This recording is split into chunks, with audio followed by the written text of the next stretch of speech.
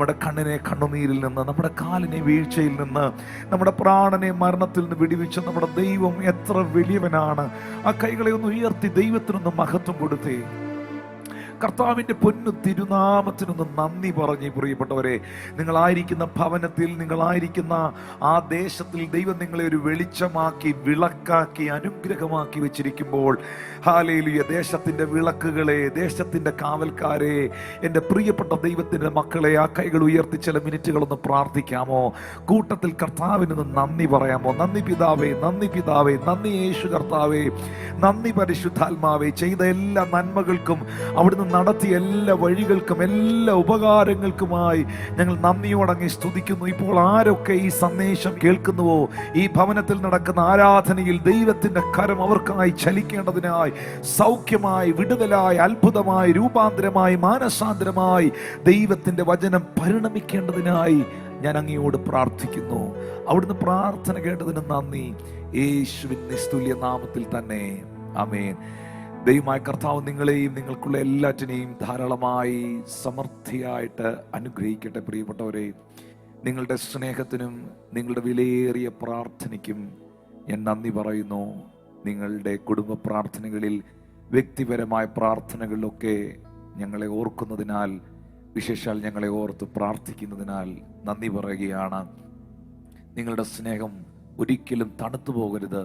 കർത്താവിൻ്റെ വരവ് ഏറ്റവും അടുത്തിരിക്കുന്ന ഈ കാലഘട്ടത്തിൽ ഞാനും നിങ്ങളും ജീവിക്കുമ്പോൾ ക്രിസ്തുയേശുവിൻ്റെ സ്നേഹത്തിൽ വർദ്ധിച്ചു വരുന്നവരായി തീരുവാൻ പരിശുദ്ധാത്മാവ് നിങ്ങളെ സഹായിക്കട്ടെ എന്ന് ഞാൻ ആത്മാർത്ഥമായി പ്രാർത്ഥിക്കുന്നു. ലോകമെമ്പാടുമുള്ള എല്ലാ കർത്താവിൻ്റെ മക്കളെയും സഭകളെയും നിങ്ങളുടെ പ്രാർത്ഥനയിൽ ഓർക്കുക.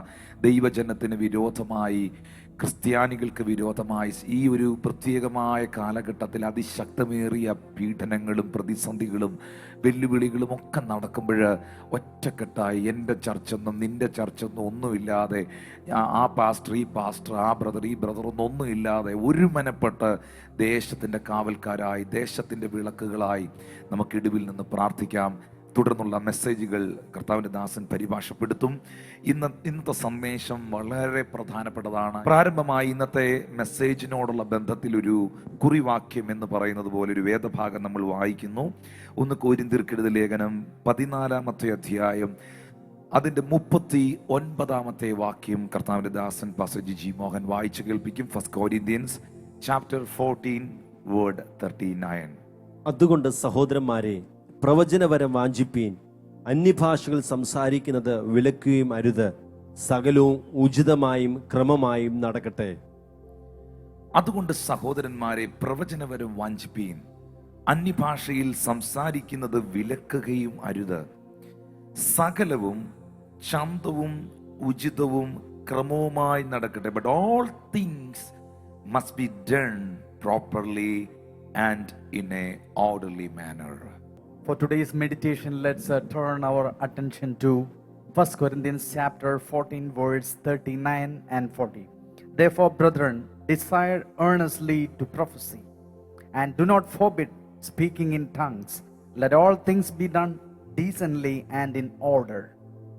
അപ്പോസ്തലനായ പൗലോസ് ശ്ലീഹ പറയുകയാണ്, സകലതും ശാന്തവും ഉചിതവുമായി ക്രമമായി നടക്കട്ടെ, ദൈവികമായ ക്രമത്തിൽ നടക്കട്ടെ. തിരുവെഴുത്തുകളുടെ അടിസ്ഥാനത്തിൽ എനിക്ക് പങ്കുവയ്ക്കുവാനുള്ള ഏറ്റവും പ്രധാനപ്പെട്ട ഒരു സത്യമെന്ന് പറയുന്നത്, എവിടെ ദൈവികമായ ക്രമമുണ്ടോ, ഒരു ഗോഡ്ലി ഓർഡർ എവിടെയുണ്ടോ, അവിടെയെല്ലാം ശാന്തമായിരിക്കും, അവിടെയെല്ലാം ഉചിതമായിരിക്കും. എവിടെ ഒരു ബ്യൂട്ടി ഉണ്ടാകണമോ, എവിടെ ഒരു കാര്യം ഉചിതമായി നടക്കണമോ, ഏറ്റവും പെർഫെക്റ്റ് ആകണമോ, ഡീസൻ്റ് ആയിരിക്കണം. നമ്മൾ പറയത്തില്ല, ഡീസൻ്റ് ആയിട്ട് ആ പ്രോഗ്രാം നടന്നു, വളരെ ഡീസൻ്റ് ആയിട്ട് നടക്കുന്ന ഒരു മനുഷ്യൻ എന്നൊക്കെ പറയില്ലേ, അതുപോലെയാണ് പൗലോസ് ഇവിടെ പറഞ്ഞത്. Let all things be done decently and in order. എല്ലാത്തിനകത്തും ഒരു ക്രമമുണ്ടെങ്കിൽ അത് ഏറ്റവും ഡീസൻ്റ് ആയിരിക്കുമെന്ന് പൗലോസ് വ്യക്തമാക്കുകയാണ്.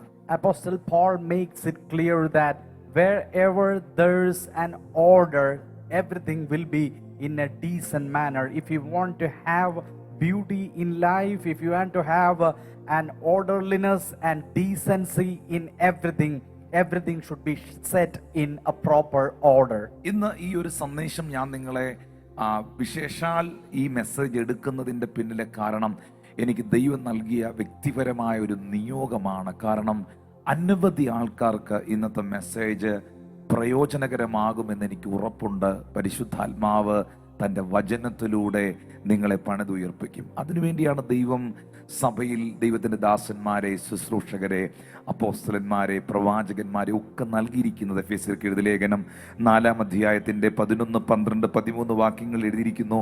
അവൻ ചിലരെ അപ്പോസ്തലന്മാരായും ചിലരെ പ്രവാചകന്മാരായും ചിലരെ സുവിശേഷകന്മാരായും ചിലരെ ഇടയന്മാരായും ഉപദേഷ്ടാക്കന്മാരായും നിയമിച്ചിരിക്കുന്നു. എന്തിനു വേണ്ടിയിട്ടാണ് ദൈവം അപ്പോസ്തലന്മാരെയും പ്രവാചകന്മാരെയും സുവിശേഷകന്മാരെയും ഇടയന്മാരെയും ഉപദേഷ്ടാക്കന്മാരെയും ഒക്കെ നിയമിച്ചിരിക്കുന്നത്? അവിടെ എഴുതിയിരിക്കുകയാണ്, അത് നാം എല്ലാവരും വിശ്വാസത്തിലും ദൈവപുത്രനെ കുറിച്ചുള്ള പരിജ്ഞാനത്തിലുള്ള ഐക്യതയിലും തികഞ്ഞ പുരുഷത്വം. ആ തികഞ്ഞ പുരുഷത്വം എന്ന് പറയുന്നത് മെച്യൂരിറ്റിയാണ്. തികഞ്ഞ പുരുഷത്വവും ക്രിസ്തുവിൻ്റെ സമ്പൂർണതയായ പ്രായത്തിൻ്റെ അളവോളം പ്രാപിക്കുവോളം. 13-ാമത്തെ വാക്യത്തിൽ എഴുതിയിരിക്കുകയാണ്, വിശുദ്ധന്മാരുടെ യഥാസ്ഥാനത്തിനായുള്ള ശുശ്രൂഷയുടെ വേലയ്ക്കും ക്രിസ്തുവിൻ്റെ ശരീരത്തിനായുള്ള ആത്മീക വർധനയ്ക്കുമാകുന്നു. അങ്ങനെ നാം ഇനി മനുഷ്യരുടെ ചതിയാലും ഉപായത്താലും തെറ്റിച്ചു കളയുന്ന തന്ത്രങ്ങളിൽ കുടുങ്ങിപ്പോകാതെ വണ്ണം ഉപദേശത്തിൻ്റെ ഓരോ കാറ്റിനാൽ അലഞ്ഞുഴലുന്ന ശിശുക്കളായിരിക്കാതെ സ്നേഹത്തിൽ സത്യം സംസാരിച്ചുകൊണ്ട് ക്രിസ്തു എന്ന തലയോളം സകലത്തിലും വളരുവാനിടയാകും. ദൈവം എന്തിനാണ് അപ്പോസ്തലന്മാരെ, പ്രവാചകന്മാരെ, സുവിശേഷകന്മാരെ, ഇടയന്മാരെ, ഉപദേഷ്ടാക്കന്മാരെ നിയമിച്ചിരിക്കുന്നത്? എന്തിനു വേണ്ടിയാണ്? എന്നെ നിങ്ങളോട് സംസാരിക്കാൻ ദൈവം അപ്പോയിന്റ് ചെയ്തിരിക്കുന്നത് മറ്റൊന്നിനുമല്ല, നിങ്ങളുടെ വിശ്വാസ വർധനവിന്. 2, ദൈവപുത്രനായ ക്രിസ്തുവിനെ കുറിച്ചുള്ള പരിജ്ഞാനത്തിലും ഐക്യതയിലും തികഞ്ഞ പുരുഷത്വത്തിലേക്ക് എന്ന് പറഞ്ഞാൽ ആ പക്വതയിലേക്ക് നിങ്ങൾ വരേണ്ടതിന്, അതിലുപരിയായിട്ട് നിങ്ങളുടെ ആത്മീക വർധനവിന് റെഗുലറായി ഈ ലോക്ക്ഡൗൺ ഒക്കെ തുടങ്ങിയ സമയം മുതൽ വളരെ റിസ്കുകളൊക്കെ എടുത്ത് റെഗുലറായിട്ട് ഈ മെസ്സേജുകൾ സംപ്രേഷണം ചെയ്യുന്നത് മറ്റൊന്നിനുമല്ല പ്രിയപ്പെട്ടവരെ. ഷോർട്ട് മെസ്സേജ് ഇടുന്നതും ബൈബിൾ വേർഡ്സ് ആയി പോസ്റ്റ് ചെയ്യുന്നതും മറ്റ് വീഡിയോസൊക്കെ ഇടുന്നതും പ്രസംഗിക്കുന്നതും പാട്ടും ഇതെല്ലാം ഈ പ്ലാറ്റ്ഫോമുകളിൽ പോസ്റ്റ് ചെയ്യപ്പെടുന്നത് അല്ലെങ്കിൽ നിങ്ങളുടെ മുമ്പിൽ എത്തിക്കുന്നത് നിങ്ങളുടെ ആത്മീയ വർധനവിനാണ്. ദൈവപുത്രനെ കുറിച്ചുള്ള പരിജ്ഞാനത്തിലും അവൻ്റെ കൃപയിലും നിങ്ങൾ ആ പുരുഷത്വത്തിലേക്ക്, പക്വതയിലേക്ക് നിങ്ങൾ വളരാനാണ്. സർവോപരിയായിട്ട് മനുഷ്യരെന്ന് പറയുന്ന കൂട്ടർ കൊണ്ടുവരുന്ന ചതികൾ, ഉപായത്താൽ തെറ്റിച്ചു കളയുന്ന തന്ത്രങ്ങൾ, ഉപദേശത്തിൻ്റെ ഓരോ കാറ്റിനാൽ ഒരാൾ പറയുന്നു ഞങ്ങൾ പറയുന്നത് ശരി, വേറൊരാൾ പറയുന്നു ഞങ്ങൾ പറയുന്നത് ശരി, മറ്റൊരു കൂട്ടർ പറയുന്നു ഞങ്ങളുടെ ഉപദേശമാ ശരി, മറ്റൊരു കൂട്ടർ പറയുന്നു ഞങ്ങളാണ് പെർഫെക്റ്റ് വൺ. പക്ഷേ ഞാൻ നിങ്ങളോട് പറയുന്നു, പലതരം ഉപദേശങ്ങൾ മനുഷ്യർ പറയുമ്പോൾ ഏത് ഉപദേശങ്ങളും ഏത് വചനവും ഏത് ശുശ്രൂഷകളും കർത്താവിൻ്റെ വചനത്തിനോടുള്ള ബന്ധത്തിൽ നിങ്ങൾ ചേർത്തിണക്കി പഠിക്കുന്നുവെങ്കിൽ നിങ്ങളുടെ ആത്മീക ജീവിതം അനുഗ്രഹിക്കപ്പെടുകയും ക്രിസ്തുവെന്ന തലയോളം നിങ്ങൾ സകലത്തിലും വളരും. എൻ്റെ ഏറ്റവും വലിയ ആഗ്രഹമാണ് പ്രിയപ്പെട്ടവരെ, നിങ്ങൾ ക്രിസ്തു എന്ന തലയോളം സകലത്തിലും വളർച്ച പ്രാപിക്കുക എന്നുള്ളത്. Today the Lord has given me this charge to preach this word because the Lord has appointed, as we read in Ephesians chapter 4 verse 11 following, the Lord has appointed some apostles, prophets and evangelists, pastors and teachers for the building up of the church, for the edification of the church, to make every believer mature in Christ. And every day, right from the lockdown, every week we had uninterrupted programs, short messages, verse posters, everything is being done in various social media platforms just to make the whole body of Christ equipped so that they may grow into the maturity and stature of Christ. And finally the body of Christ should not be tossed to and fro because of various doctrines which are there. Any doctrines which can come up around the world, you should be trying to look into that from the perspective of the scripture, and that's how we can detect whether a doctrine is correct or not. Everything should be done in decently and in order based on the word of God. എഫെസ്യർ 4:15 നമ്മൾ വായിച്ചത്, ക്രിസ്തു എന്ന തലയോളം നമ്മൾ സകലത്തിലും വളർച്ച പ്രാപിക്കുവാൻ അപ്പോസ്തോലികമായ ഉപദേശത്തിലും പ്രാർത്ഥനയിലും ആ ഒരു സ്പിരിച്വൽ കവറിങ്ങിൽ നാം നിൽക്കണം, ആ ഒരു അടിസ്ഥാനത്തിൽ നാം പോകണമെന്ന് പറഞ്ഞത്. എന്നാൽ എഫെസ്യർക്കെഴുതിയ ലേഖനം 2-ാം അധ്യായത്തിൻ്റെ 22-ാമത്തെ വാക്യത്തിൽ പൗലോസ് ഒരു പ്രധാനപ്പെട്ട കാര്യം പറഞ്ഞതിന് ശേഷം അത് കൺക്ലൂഡ് ചെയ്യുന്നത് ഇങ്ങനെയാണ്: അവനിൽ ക്രിസ്തുവിൽ നിങ്ങളെയും ദൈവത്തിൻ്റെ നിവാസമാക്കേണ്ടതിന് ആത്മാവിനാൽ ഒന്നിച്ച് പണിതു വരുന്നു. അവനിൽ നിങ്ങളെയും ക്രിസ്തുവിൽ നിവാസമാക്കേണ്ടതിന് ആത്മാവിൽ ഒന്നിച്ച് പണിതു വരുന്നു. പ്രിയപ്പെട്ടവരെ, കർത്താവിൻ്റെ വചനത്താലും കർത്താവിൻ്റെ പരിശുദ്ധാത്മാവിനാലും നമ്മളെ എല്ലാവരെയും ദൈവം ഒന്നിച്ച് പണിതുയർത്തുകയാണ്. ഈ സന്ദേശം കേൾക്കുന്ന നിങ്ങളും നിങ്ങളുടെ കുടുംബവും നിങ്ങളുടെ കുഞ്ഞുങ്ങളും സഭയും ആത്മീയമായി വളരണം. പാസ്റ്റർ ടിനു ജോർജ് ആകുന്ന ഞാൻ എല്ലാം പഠിച്ച് പൂർണ്ണനായിരിക്കുന്ന മനുഷ്യനല്ല. എന്നിൽ ഒരുപാട് കുറവുകളുണ്ട്. ഞാൻ ഒരുപാട് കാര്യങ്ങൾ ഇനി പഠിക്കാനുണ്ട്. ഞാൻ ഇപ്പോഴും ദൈവത്തിൻ്റെ സന്നിധിയിൽ ഒരു വിദ്യാർത്ഥിയാണ്, ഒരു സ്റ്റുഡൻ്റാണ്. ഞാൻ നിങ്ങളോട് കൂടെ പഠിക്കുന്നു. നമ്മൾ ഒന്നിച്ച് പഠിക്കുന്നു, നമ്മൾ ഒന്നിച്ച് പ്രാപിക്കുന്നു, നമ്മൾ ഒന്നിച്ച് ക്രിസ്തുവിൽ വളരുന്നു. ഓരോ വർഷങ്ങളും ഓരോ മാസങ്ങളും ഓരോ ആഴ്ചകളും പിന്നിടുമ്പോൾ നമ്മൾ ആത്മീകമായി ഡൗൺ ആകുകയല്ല, ആത്മീകമായി താഴോട്ട് പോകുകയല്ല. സാഹചര്യങ്ങൾ നിമിത്തവും വ്യക്തിത്വങ്ങൾ നിമിത്തവും കേട്ടതും കണ്ടതും അറിഞ്ഞതും അനുഭവിച്ചതുമായ പ്രതിസന്ധികളും തിന്മകളും നിമിത്തവും ഒരിക്കലും നമ്മൾ ഡൗൺ ആയി പോകുകയല്ല. കർത്താവിൻ്റെ തിരുനിവാസമാകേണ്ടതിന്, അവൻ നമ്മിൽ വാസം ചെയ്യേണ്ടതിന്, നമ്മുടെ ശരീരം അവൻ്റെ മന്ദിരമായിരിക്കേണ്ടതിന് അവൻ്റെ ആത്മാവിനാൽ, ക്രിസ്തുവിൻ്റെ ആത്മാവിനാൽ, പരിശുദ്ധാത്മാവിനാൽ നമ്മെ ഓരോരുത്തരെയും ഒന്നിച്ച് പണിയുകയാണ്. പ്രിയപ്പെട്ടവരെ, ഇന്നത്തെ സന്ദേശവും നമ്മെ ഒന്നിച്ച് ക്രിസ്തുവിൽ പണിതുയർത്തുന്ന ഒരു മെസ്സേജാണ്. അതിനുവേണ്ടിയാണ് ഞാൻ 1 കൊരിന്ത്യർ 14:39 വായിക്കുവാനിടയായത്. Another aspect of the same thing is said by Paul in Ephesians 2:22, which says, in whom you also are built together spiritually into a dwelling place of God. All these things, the end point, the end of all these things is that the body of Christ should be built together as a temple of God. We together are growing up. It's not one person. Maybe you are being tossed out by different doctrines and problems and the things which you hear and the things which you see, but do not be defiled by all those things.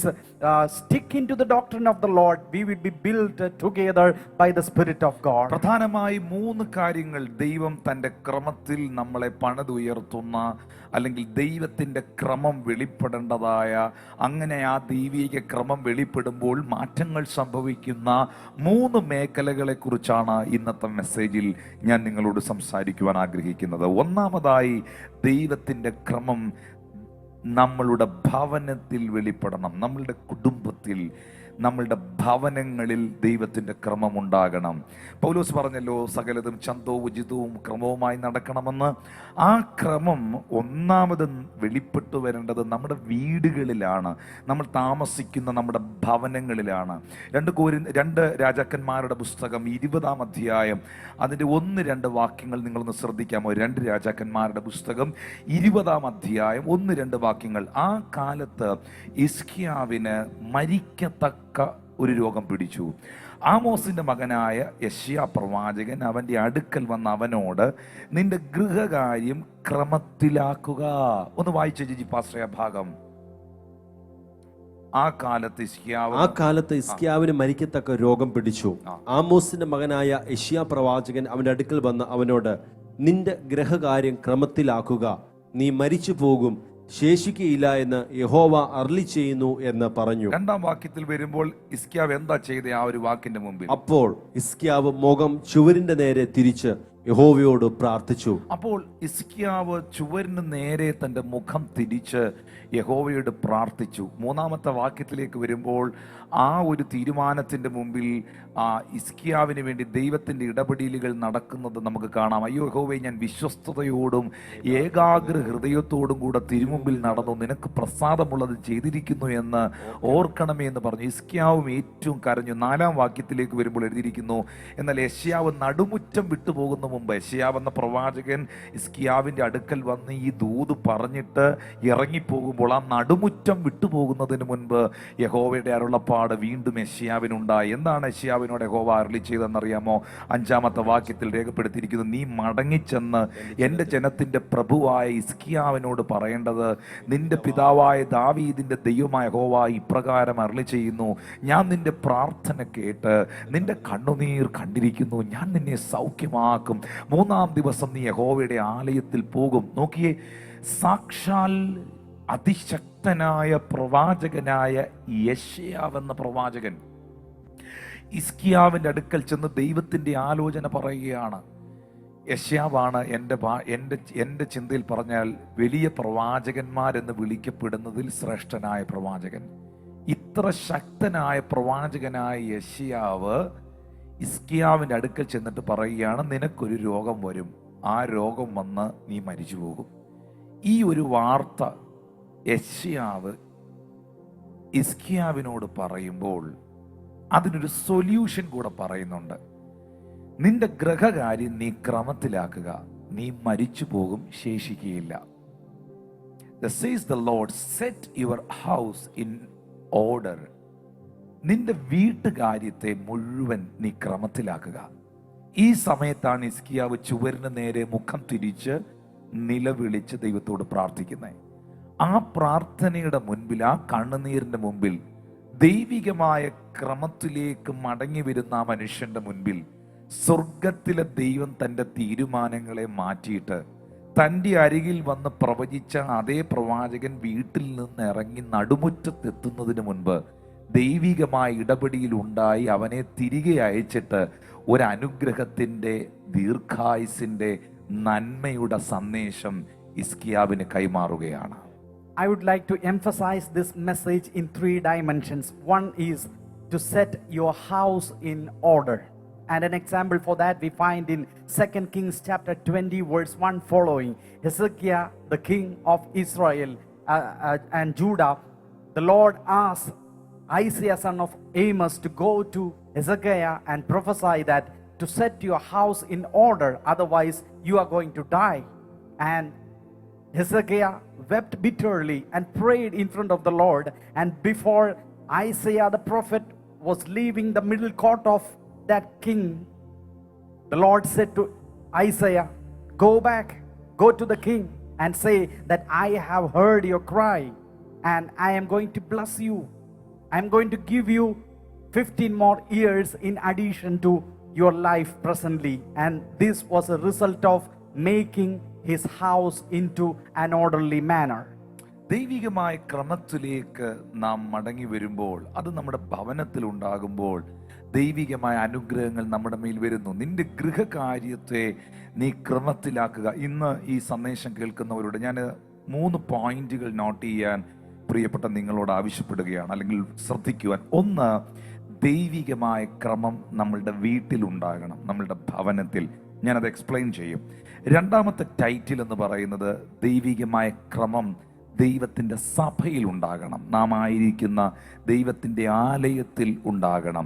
അതിന് 1 തിമോത്തിയോസിൻ്റെ ലേഖനം 3-ാം അധ്യായം 14-15 വാക്യങ്ങൾ വായിക്കുകയാണ്. 1 Timothy chapter 3 verse 14 and 15. ഞാൻ വേഗത്തിൽ നിന്റെ അടുക്കൽ വരും എന്ന് ആശിക്കുന്നു, താമസിച്ചു പോയാലോ സത്യത്തിൻ്റെ തൂണും അടിസ്ഥാനവുമായി ജീവനുള്ള ദൈവത്തിൻ്റെ സഭയാകുന്ന ദേവാലയത്തിൽ നടക്കേണ്ടത് എങ്ങനെയെന്ന് നീ അറിയേണ്ടതിന് ഇത് എഴുതുന്നു. How you have to conduct yourself in the house of God. ജീവനുള്ള ദൈവത്തിൻ്റെ സഭയാകുന്ന ദേവാലയത്തിൽ, ചർച്ചിൽ നീ നടക്കേണ്ടത് എങ്ങനെയെന്ന് അറിയേണ്ടതിന് ഞാനിത് നിനക്ക് എഴുതുന്നു. അപ്പോൾ ദൈവത്തിൻ്റെ സഭയിൽ ഒരു ദൈവികമായ ക്രമമുണ്ട്. സത്യത്തിൻ്റെ തൂണും അടിസ്ഥാനവുമായ ജീവനുള്ള ദൈവം തൻ്റെ ജീവൻ നൽകി, തൻ്റെ രക്തം നൽകി വിലയ്ക്ക് വാങ്ങിയ ദൈവസഭയ്ക്കകത്ത്, ചർച്ചിനകത്ത് ഒരു ദൈവികമായ ക്രമമുണ്ട്. അവിടെ എങ്ങനെയെങ്കിലും നടക്കുന്ന അനുഭവമല്ല നമുക്ക് വേണ്ടത്. എങ്ങനെയും യോഗം നടത്തുന്ന ഒരവസ്ഥയല്ല, എങ്ങനെയും ചെയ്തു കൂട്ടുന്ന ഒരു സാഹചര്യമല്ല. അവിടെയും ഒരു ദൈവിക ക്രമമുള്ളത് കൊണ്ടാണ് പൗലോസ് തിമോഥെയോസിനോട് പറയുന്നത്, സഭയാകുന്ന, ജീവനുള്ള ദൈവത്തിൻ്റെ സഭയാകുന്ന ദേവാലയത്തിൽ നടക്കേണ്ടത് എങ്ങനെയെന്ന് നീ അറിയണം. The second level of orderliness we can find, the church of God should be in an orderly manner. This we find in 1 Timothy chapter 3 verse 15. If I tarry long, thou may know how you ought to behave yourself in the house of God, which is the church of the living God, the pillar and ground of the truth. There is an order in the church, and you need to know what is the orderliness you can find in the church. ഒന്ന്, ദൈവിക ക്രമം നമ്മളുടെ വീട്ടിനകത്ത്. രണ്ട്, ദൈവത്തിൻ്റെ ക്രമം നാം ആയിരിക്കുന്ന സഭയ്ക്കകത്ത്. മൂന്നാമത്തെ കാര്യമാണ് നമ്മൾ ഇന്നത്തെ കുറിവാക്യമായി ടൈറ്റിലായിട്ട് വായിച്ചത്, 1 കൊരിന്ത്യർ 14:39 വാക്യം. അതുകൊണ്ട് സഹോദരന്മാരെ, പ്രവചനപരം വാഞ്ചിപ്പീൻ, അന്യഭാഷയിൽ സംസാരിക്കുന്നത് വിലക്കുകയും അരുത്, സകലവും ശാന്തവും ഉചിതവും ക്രമവുമായി നടക്കട്ടെ. ദൈവികമായ ക്രമം ദൈവം നൽകിയിരിക്കുന്ന ശുശ്രൂഷകളിൽ ഉണ്ടാകണം. ശുശ്രൂഷയിൽ ദൈവിക ക്രമമുണ്ടാകണം. പ്രവചനത്തിൽ, അന്യഭാഷ സംസാരിക്കുന്നതിൽ, പരിശുദ്ധാത്മാവിൻ്റെ ഗിഫ്റ്റ് നമ്മൾ ഓപ്പറേറ്റ് ചെയ്യുന്നതായിട്ടുള്ള ദൈവിക ശുശ്രൂഷകളിൽ ദൈവിക ക്രമമുണ്ടാകണം എന്നുള്ളതാണ് മൂന്നാമത്തെ ടൈറ്റിലായിട്ട് ഇന്നത്തെ സന്ദേശത്തിൽ എടുക്കുന്നത്. The third level in which the Lord charges to have an orderliness is in the ministry, in the service that's happening inside the church. What kind of ministries the church is having, in all those things there need to be a kind of an orderliness. That's our key words today. 1 Corinthians chapter 14 verse 39 and 40. So my friends, be eager to prophesy, and do not forbid speaking in tongues, but all things should be done decently and in order. 3 കാര്യങ്ങൾ ഇന്നത്തെ മെസ്സേജിലൂടെ ഞാൻ നിങ്ങളെ അറിയിക്കുകയാണ്. 1, ദൈവിക ക്രമം നമ്മളുടെ ഭവനത്തിൽ. 2, ദൈവികമായ ക്രമം ദൈവസഭയിൽ. 3, ദൈവത്തിൻ്റെ ക്രമം ശുശ്രൂഷയിൽ. ഈ 3 പ്രധാനപ്പെട്ട കാര്യങ്ങൾ ഞാൻ നിങ്ങളോട് സംസാരിക്കുന്നു. 1, നമ്മളുടെ ഭവനത്തിൽ, നമ്മളുടെ വീട്ടിനകത്ത് ദൈവം ആഗ്രഹിക്കുന്ന ഒരു ദൈവിക ക്രമമുണ്ട്. എപ്പോഴും നമ്മൾ മനസ്സിലാക്കണം, ക്രമം തെറ്റിയാൽ അത് അതിക്രമമാകും.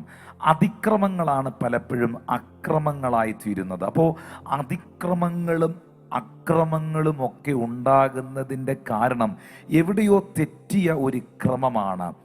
ഇന്ന് ഈ മെസ്സേജ് കേൾക്കുമ്പോൾ ഞാൻ വാസ്തവമായിട്ട് ആഗ്രഹിക്കുകയും എൻ്റെ ഉള്ളം കൊണ്ട് പ്രാർത്ഥിക്കുകയും ചെയ്യുന്നു, നിങ്ങളുടെ വീടുകൾക്കകത്ത്, നിങ്ങളുടെ കുടുംബ ബന്ധങ്ങൾക്കകത്ത്, ഭാര്യ ഭർത്തൃ ബന്ധത്തിനകത്ത്, മക്കളുമായിട്ടുള്ള ബന്ധങ്ങൾക്കകത്ത്, സഹോദരങ്ങളുമായിട്ടുള്ള ബന്ധങ്ങൾക്കകത്തെല്ലാം ഒരു ദൈവികമായ ക്രമമുണ്ടാകുവാൻ ഞാൻ ആത്മാർത്ഥതയോടെ പ്രാർത്ഥിക്കുകയാണ്. The Lord would like to have orderliness in 3 areas, in 3 dimensions. First, the dimension of our home, orderliness in our home. Secondly, the orderliness in the church. Thirdly, orderliness in the ministry. And if you emphasize the first point, the orderliness in our home, if there is no proper order in our home, it will lead to some kind of trespasses that will happen. If some kind of trespasses happens, automatically violence will sprout out from such homes. And today when I am preaching this, the Lord says the Lord is going to bring kind of orderliness that will bring peace into your home. The Holy Spirit will bring peace and orderliness into your homes today. ഒരു train ആണെങ്കിലും അത് സ്മൂത്തായി ഓടുന്നതിൻ്റെ കാരണം അത് ട്രാക്കിൽ നിൽക്കുന്നത് കൊണ്ടാണ്. ഞാൻ എപ്പോഴും പറയുന്നൊരു ഉദാഹരണമാണ് ഈ നമ്മുടെ വീട്ടിലെയൊക്കെ കതകുകളും ജനാലകളും. ഈ കതകുകളും ജനാലകളും ഒക്കെ, ജനലുകളൊക്കെ നിൽക്കുന്നത് വിജാവരിക്കകത്ത്, ചില കൊളുത്തുകൾക്കകത്താണ്, ഹുക്കുകൾക്കകത്താണ്. എന്നാൽ ഈ കതകിൻ്റെ ആ ഒരു ഓർഡറിലാണ് അത് പിടിപ്പിച്ചിരിക്കുന്നത്. സ്ക്രൂ വല്ലോ ഒന്ന് ഇളകിപ്പോയാൽ, ആ വിജാവരി ഒന്ന് കിളന്നു പോയാൽ ഈ കതക് പിന്നെ സ്മൂത്തായിട്ട് അടയത്തില്ല, പിന്നെ ഇത് സ്മൂത്തായിട്ട് തുറക്കപ്പെടത്തില്ല. ആ കതക് ഒന്ന് കിളന്നു പോയാൽ, നമുക്കറിയാം നമ്മുടെ കതകുകൾ കിളന്നു പോയാൽ ഒരിക്കലും പിന്നെ അത് അടയ്ക്കാനോ അത് തുറക്കാനോ ഒരിക്കലും സാധ്യമല്ല. കാരണം അതിൻ്റെ ഓർഡർ തെറ്റി, ആ ക്രമം തെറ്റിപ്പോയത് കൊണ്ടാണ്. ഇതുപോലെ തന്നെയാണ് നമ്മുടെ ലൈഫും പ്രിയപ്പെട്ടവരെ. നമുക്കറിയാം ഈ കരയിലൂടെ ഓടുന്നതിൽ ഏറ്റവും നല്ല യാത്രാസുഖമുള്ള യാത്ര നമുക്ക് അനുഭവിക്കുവാൻ കഴിയുന്നത് ട്രെയിനിനകത്തെ യാത്രയാണ്. കാരണം ആ ട്രെയിൻ ട്രാക്കിലാണ്. ഈ ട്രെയിനൊക്കെ ഓടിക്കുന്ന ലോക്കോ പൈലറ്റുമാർ ഞാൻ ചിലപ്പോഴൊക്കെ കണ്ടിട്ടുണ്ട്. ഈ റെയിൽവേ സ്റ്റേഷനിലൊക്കെ ട്രെയിൻ അടുത്ത് വരുമ്പം അതിൻ്റെ ലോക്കോ പൈലറ്റ്സ് എഞ്ചിൻ്റെ അകത്തുനിന്ന് തലയിട്ട് പുറത്തോട്ട് സിഗ്നൽ നോക്കുന്നത്. അവരുടെ കയ്യിൽ ചിലപ്പോൾ ഒരു പേപ്പർ കാണും. അവർക്ക് ഇടയ്ക്കൊക്കെ മാഗസിൻസോ പേപ്പറോ ഒക്കെ നോക്കാൻ പറ്റും. അത്ര റോഡിലൂടെ വാഹനം ഓടിക്കുന്നത് പോലെ ഭയങ്കരമായിട്ട് നോക്കിയിരിക്കേണ്ട സാഹചര്യങ്ങളൊന്നുമില്ല. അങ്ങോട്ടും ഇങ്ങോട്ടും ഒക്കെ ഒന്ന് ഇടയ്ക്ക് നോക്കിയാലും പ്രശ്നങ്ങളൊന്നും ഉണ്ടാകത്തില്ല. പക്ഷെ നമ്മൾ റോഡിൽ ഓടിക്കുന്ന കാറോ ബസ്സോ ഒക്കെ ഓടിക്കുന്നവർ വണ്ടി ഓടിച്ചുകൊണ്ടിരിക്കുമ്പോൾ പത്രം നോക്കിയാൽ ഉറപ്പായിട്ടും അടുത്ത ദിവസത്തെ പത്രത്തിൽ അവരുടെ പടം കാണും. അവർ ആക്സിഡൻറ്റിലായി പോകും. പക്ഷേ ട്രെയിൻ ഓടിക്കുന്നവർ ആ റിസ്ക് അവർക്കില്ല. കാരണം ട്രെയിൻ ട്രാക്കിലാണ്. ട്രെയിൻ ട്രാക്കിലായതുകൊണ്ട് അവർക്ക് സിഗ്നൽ മാത്രം നോക്കിയാൽ മതി. കൃത്യമായ ട്രാക്കിലൂടെ ഓടുന്ന ട്രെയിനകത്ത് യാത്ര ചെയ്യുന്ന പാസഞ്ചേഴ്സും അവരും അനുഭവിക്കുന്ന ഒരു സുഖമുണ്ട്. എന്നെ കേൾക്കുന്നവരെ, നമ്മുടെ ലൈഫ് ട്രാക്കിലാണോ? നമ്മളുടെ കുടുംബം ട്രാക്കിലാണോ? ദൈവം ഉദ്ദേശിക്കുന്ന ട്രാക്കിലാണോ? ദൈവസഭ ദൈവം ഉദ്ദേശിക്കുന്ന ട്രാക്കിലാണോ? അതിനകത്ത് വെളിപ്പെടുന്നൊരു സ്മൂത്ത്നെസ് ഉണ്ട്. അതിനകത്ത് ഇരിക്കുന്നവർ അനുഭവിക്കുന്ന ഒരു സന്തോഷമുണ്ട്.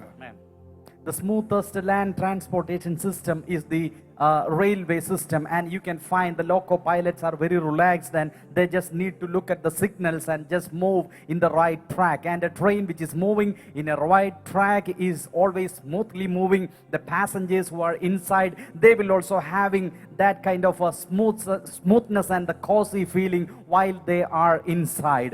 If a church or a family is in a track, you can understand the kind of blessing and smoothness the people who are inside, they will be possessing and they will be enjoying. കുടുംബത്തിലെ ദൈവികമായ ക്രമത്തെക്കുറിച്ച് ഞാൻ നിങ്ങളോട് സംസാരിക്കുമ്പോൾ അത് ഏറ്റെടുക്കുന്നവരുടെ ജീവിതത്തിൽ അത് അനുഗ്രഹമാകട്ടെ. എപ്പോഴും നമ്മളുടെ വീട്ടിലെ, നമ്മളുടെ ഭവനത്തിലെ ശിരസ്, തലയെന്ന് പറയുന്നത് ആ ഭവനത്തിലെ പിതാവാണ്, അല്ലെങ്കിൽ ഭർത്താവാണ്.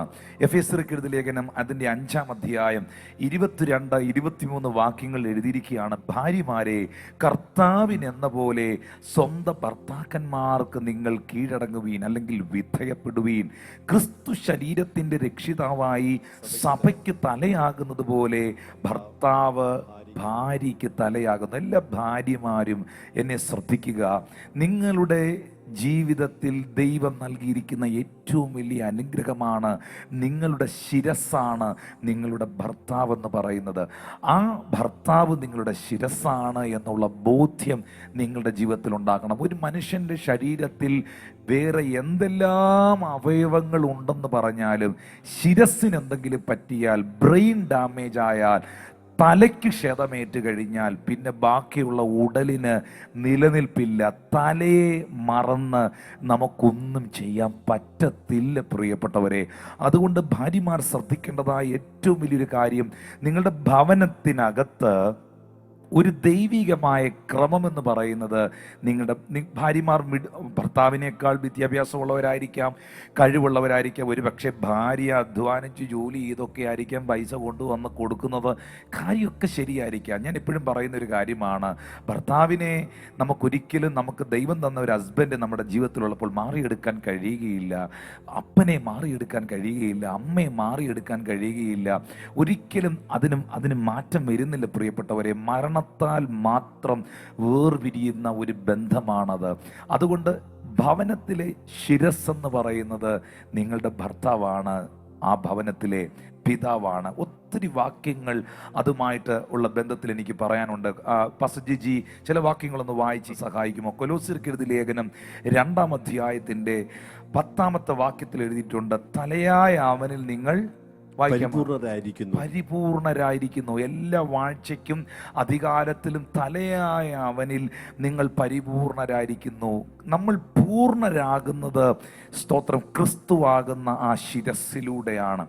ഒരു ഭവനത്തിലെ അപ്പൻ അല്ലെങ്കിൽ ഭർത്താവ് എന്ന് പറയുന്നത് ക്രിസ്തുവിനെ, സ്വർഗത്തിലെ ദൈവത്തെ പ്രതിനിധാനം ചെയ്യുന്ന, പിതാവിനെ പ്രതിനിധാനം ചെയ്യുന്ന ഒരു വ്യക്തിത്വമാണ്. അപ്പോൾ തന്നെ എഫേസ്യർക്ക് എഴുതിയ ലേഖനം 1-ാം അധ്യായത്തിന്റെ 22-ാമത്തെ വാക്യത്തിൽ എഴുതിയിട്ടുണ്ട്, അവനെ സർവത്തിനും മീതെ തലയാക്കി, യേശുവിനെ സർവത്തിനും മീതെ തലയാക്കി, സർവവും അവൻ്റെ കാൽ കീഴിൽ വെച്ചു. സർവത്തിനും മീതെ തലയാക്കി, സർവത്തെയും കർത്താവിൻ്റെ കാൽ കീഴിലാക്കി. കൊലോസ്യർ 1:18 വരുമ്പോൾ അവിടെ എഴുതിയിരിക്കുന്നത്, അവൻ സഭയെന്ന അവൻ ശരീരത്തിൻ്റെ തലയാകുന്നു, അവൻ സഭയാകുന്ന ശരീരത്തിൻ്റെ തലയാകുന്നു. അപ്പോൾ ക്രിസ്തുവിനെ, യേശു ക്രിസ്തുവിനെ സഭയുടെ ശിരസ്സായി നാം കാണുന്നു. ക്രിസ്തുവേശുവിനെ പലപ്പോഴും നമ്മൾ ശുശ്രൂഷകളുടെ ശിരസ്സായി കാണുന്നു, ഭവനത്തിൻ്റെ ശിരസ്സായി കാണുന്നു. ഇതിനെ നിഴലായി നിൽക്കുന്ന, ഭവനത്തിൽ നിഴലായി നിൽക്കുന്ന ഒരു വ്യക്തിത്വമാണ് നിങ്ങളുടെ ഭർത്താവ്. നിങ്ങളുടെ ഭർത്താവ് എന്ന് പറയുന്നത് നിങ്ങളുടെ മണവാളനാണ്. ഭാര്യ എന്ന് പറയുന്നത് മണവാട്ടിയാണ്. ക്രിസ്തു എന്ന് പറയുന്നത് മണവാളനാണ്. സഭയെന്ന് പറയുന്നത് മണവാട്ടിയാണ്. എപ്പോഴും പലപ്പോഴും ഞാൻ പലയിടത്തും കണ്ടിട്ടുണ്ട്, ഭർത്താക്കന്മാർക്ക് കൊടുക്കേണ്ട ബഹുമാനം കൊടുക്കാതെ, അവർക്ക് കൊടുക്കേണ്ട സ്നേഹം കൊടുക്കാതെ, അവരെ ബഹുമാനിക്കാതെ, അവരെ ഓവർടേക്ക് ചെയ്യുന്നതായ സഹോദരിമാരെ കണ്ടിട്ടുണ്ട്. ഒരിക്കലും ബൈബിൾ നിങ്ങളെ പ്രോത്സാഹിപ്പിക്കുന്നില്ല. ദൈവത്തിൻ്റെ വചനം നിങ്ങൾ ചെയ്യുന്നത് ശരിയെന്ന് പറയുന്നില്ല. ഒരു ഭവനത്തിനകത്ത് ദൈവീയ ക്രമമുണ്ടാകണമെങ്കിൽ ആ ഭവനത്തിലെ ശിരസ്സായിരിക്കുന്ന ഭർത്താവ് ശിരസ്സായി തന്നെ നിൽക്കണം. നിന്റെ ഭർത്താവിനെ ഒരു രാജാവിനെ പോലെ നീ കൊണ്ടു നടന്ന് ബഹുമാനിച്ച് ഒരു രാജ്ഞിയായി നീ ജീവിക്കേണ്ട വ്യക്തിത്വമാണ്. The orderliness in the home which the Bible gives, we find that in Ephesians chapter 5 verse 22, wives, be subject to your husbands as you are to the Lord, for the husband is the head of the wife, just as Christ is the head of the church. This is the most important teaching which the Bible gives to with regard to the orderliness we find at home. The head of the family is the husband or the father at the home.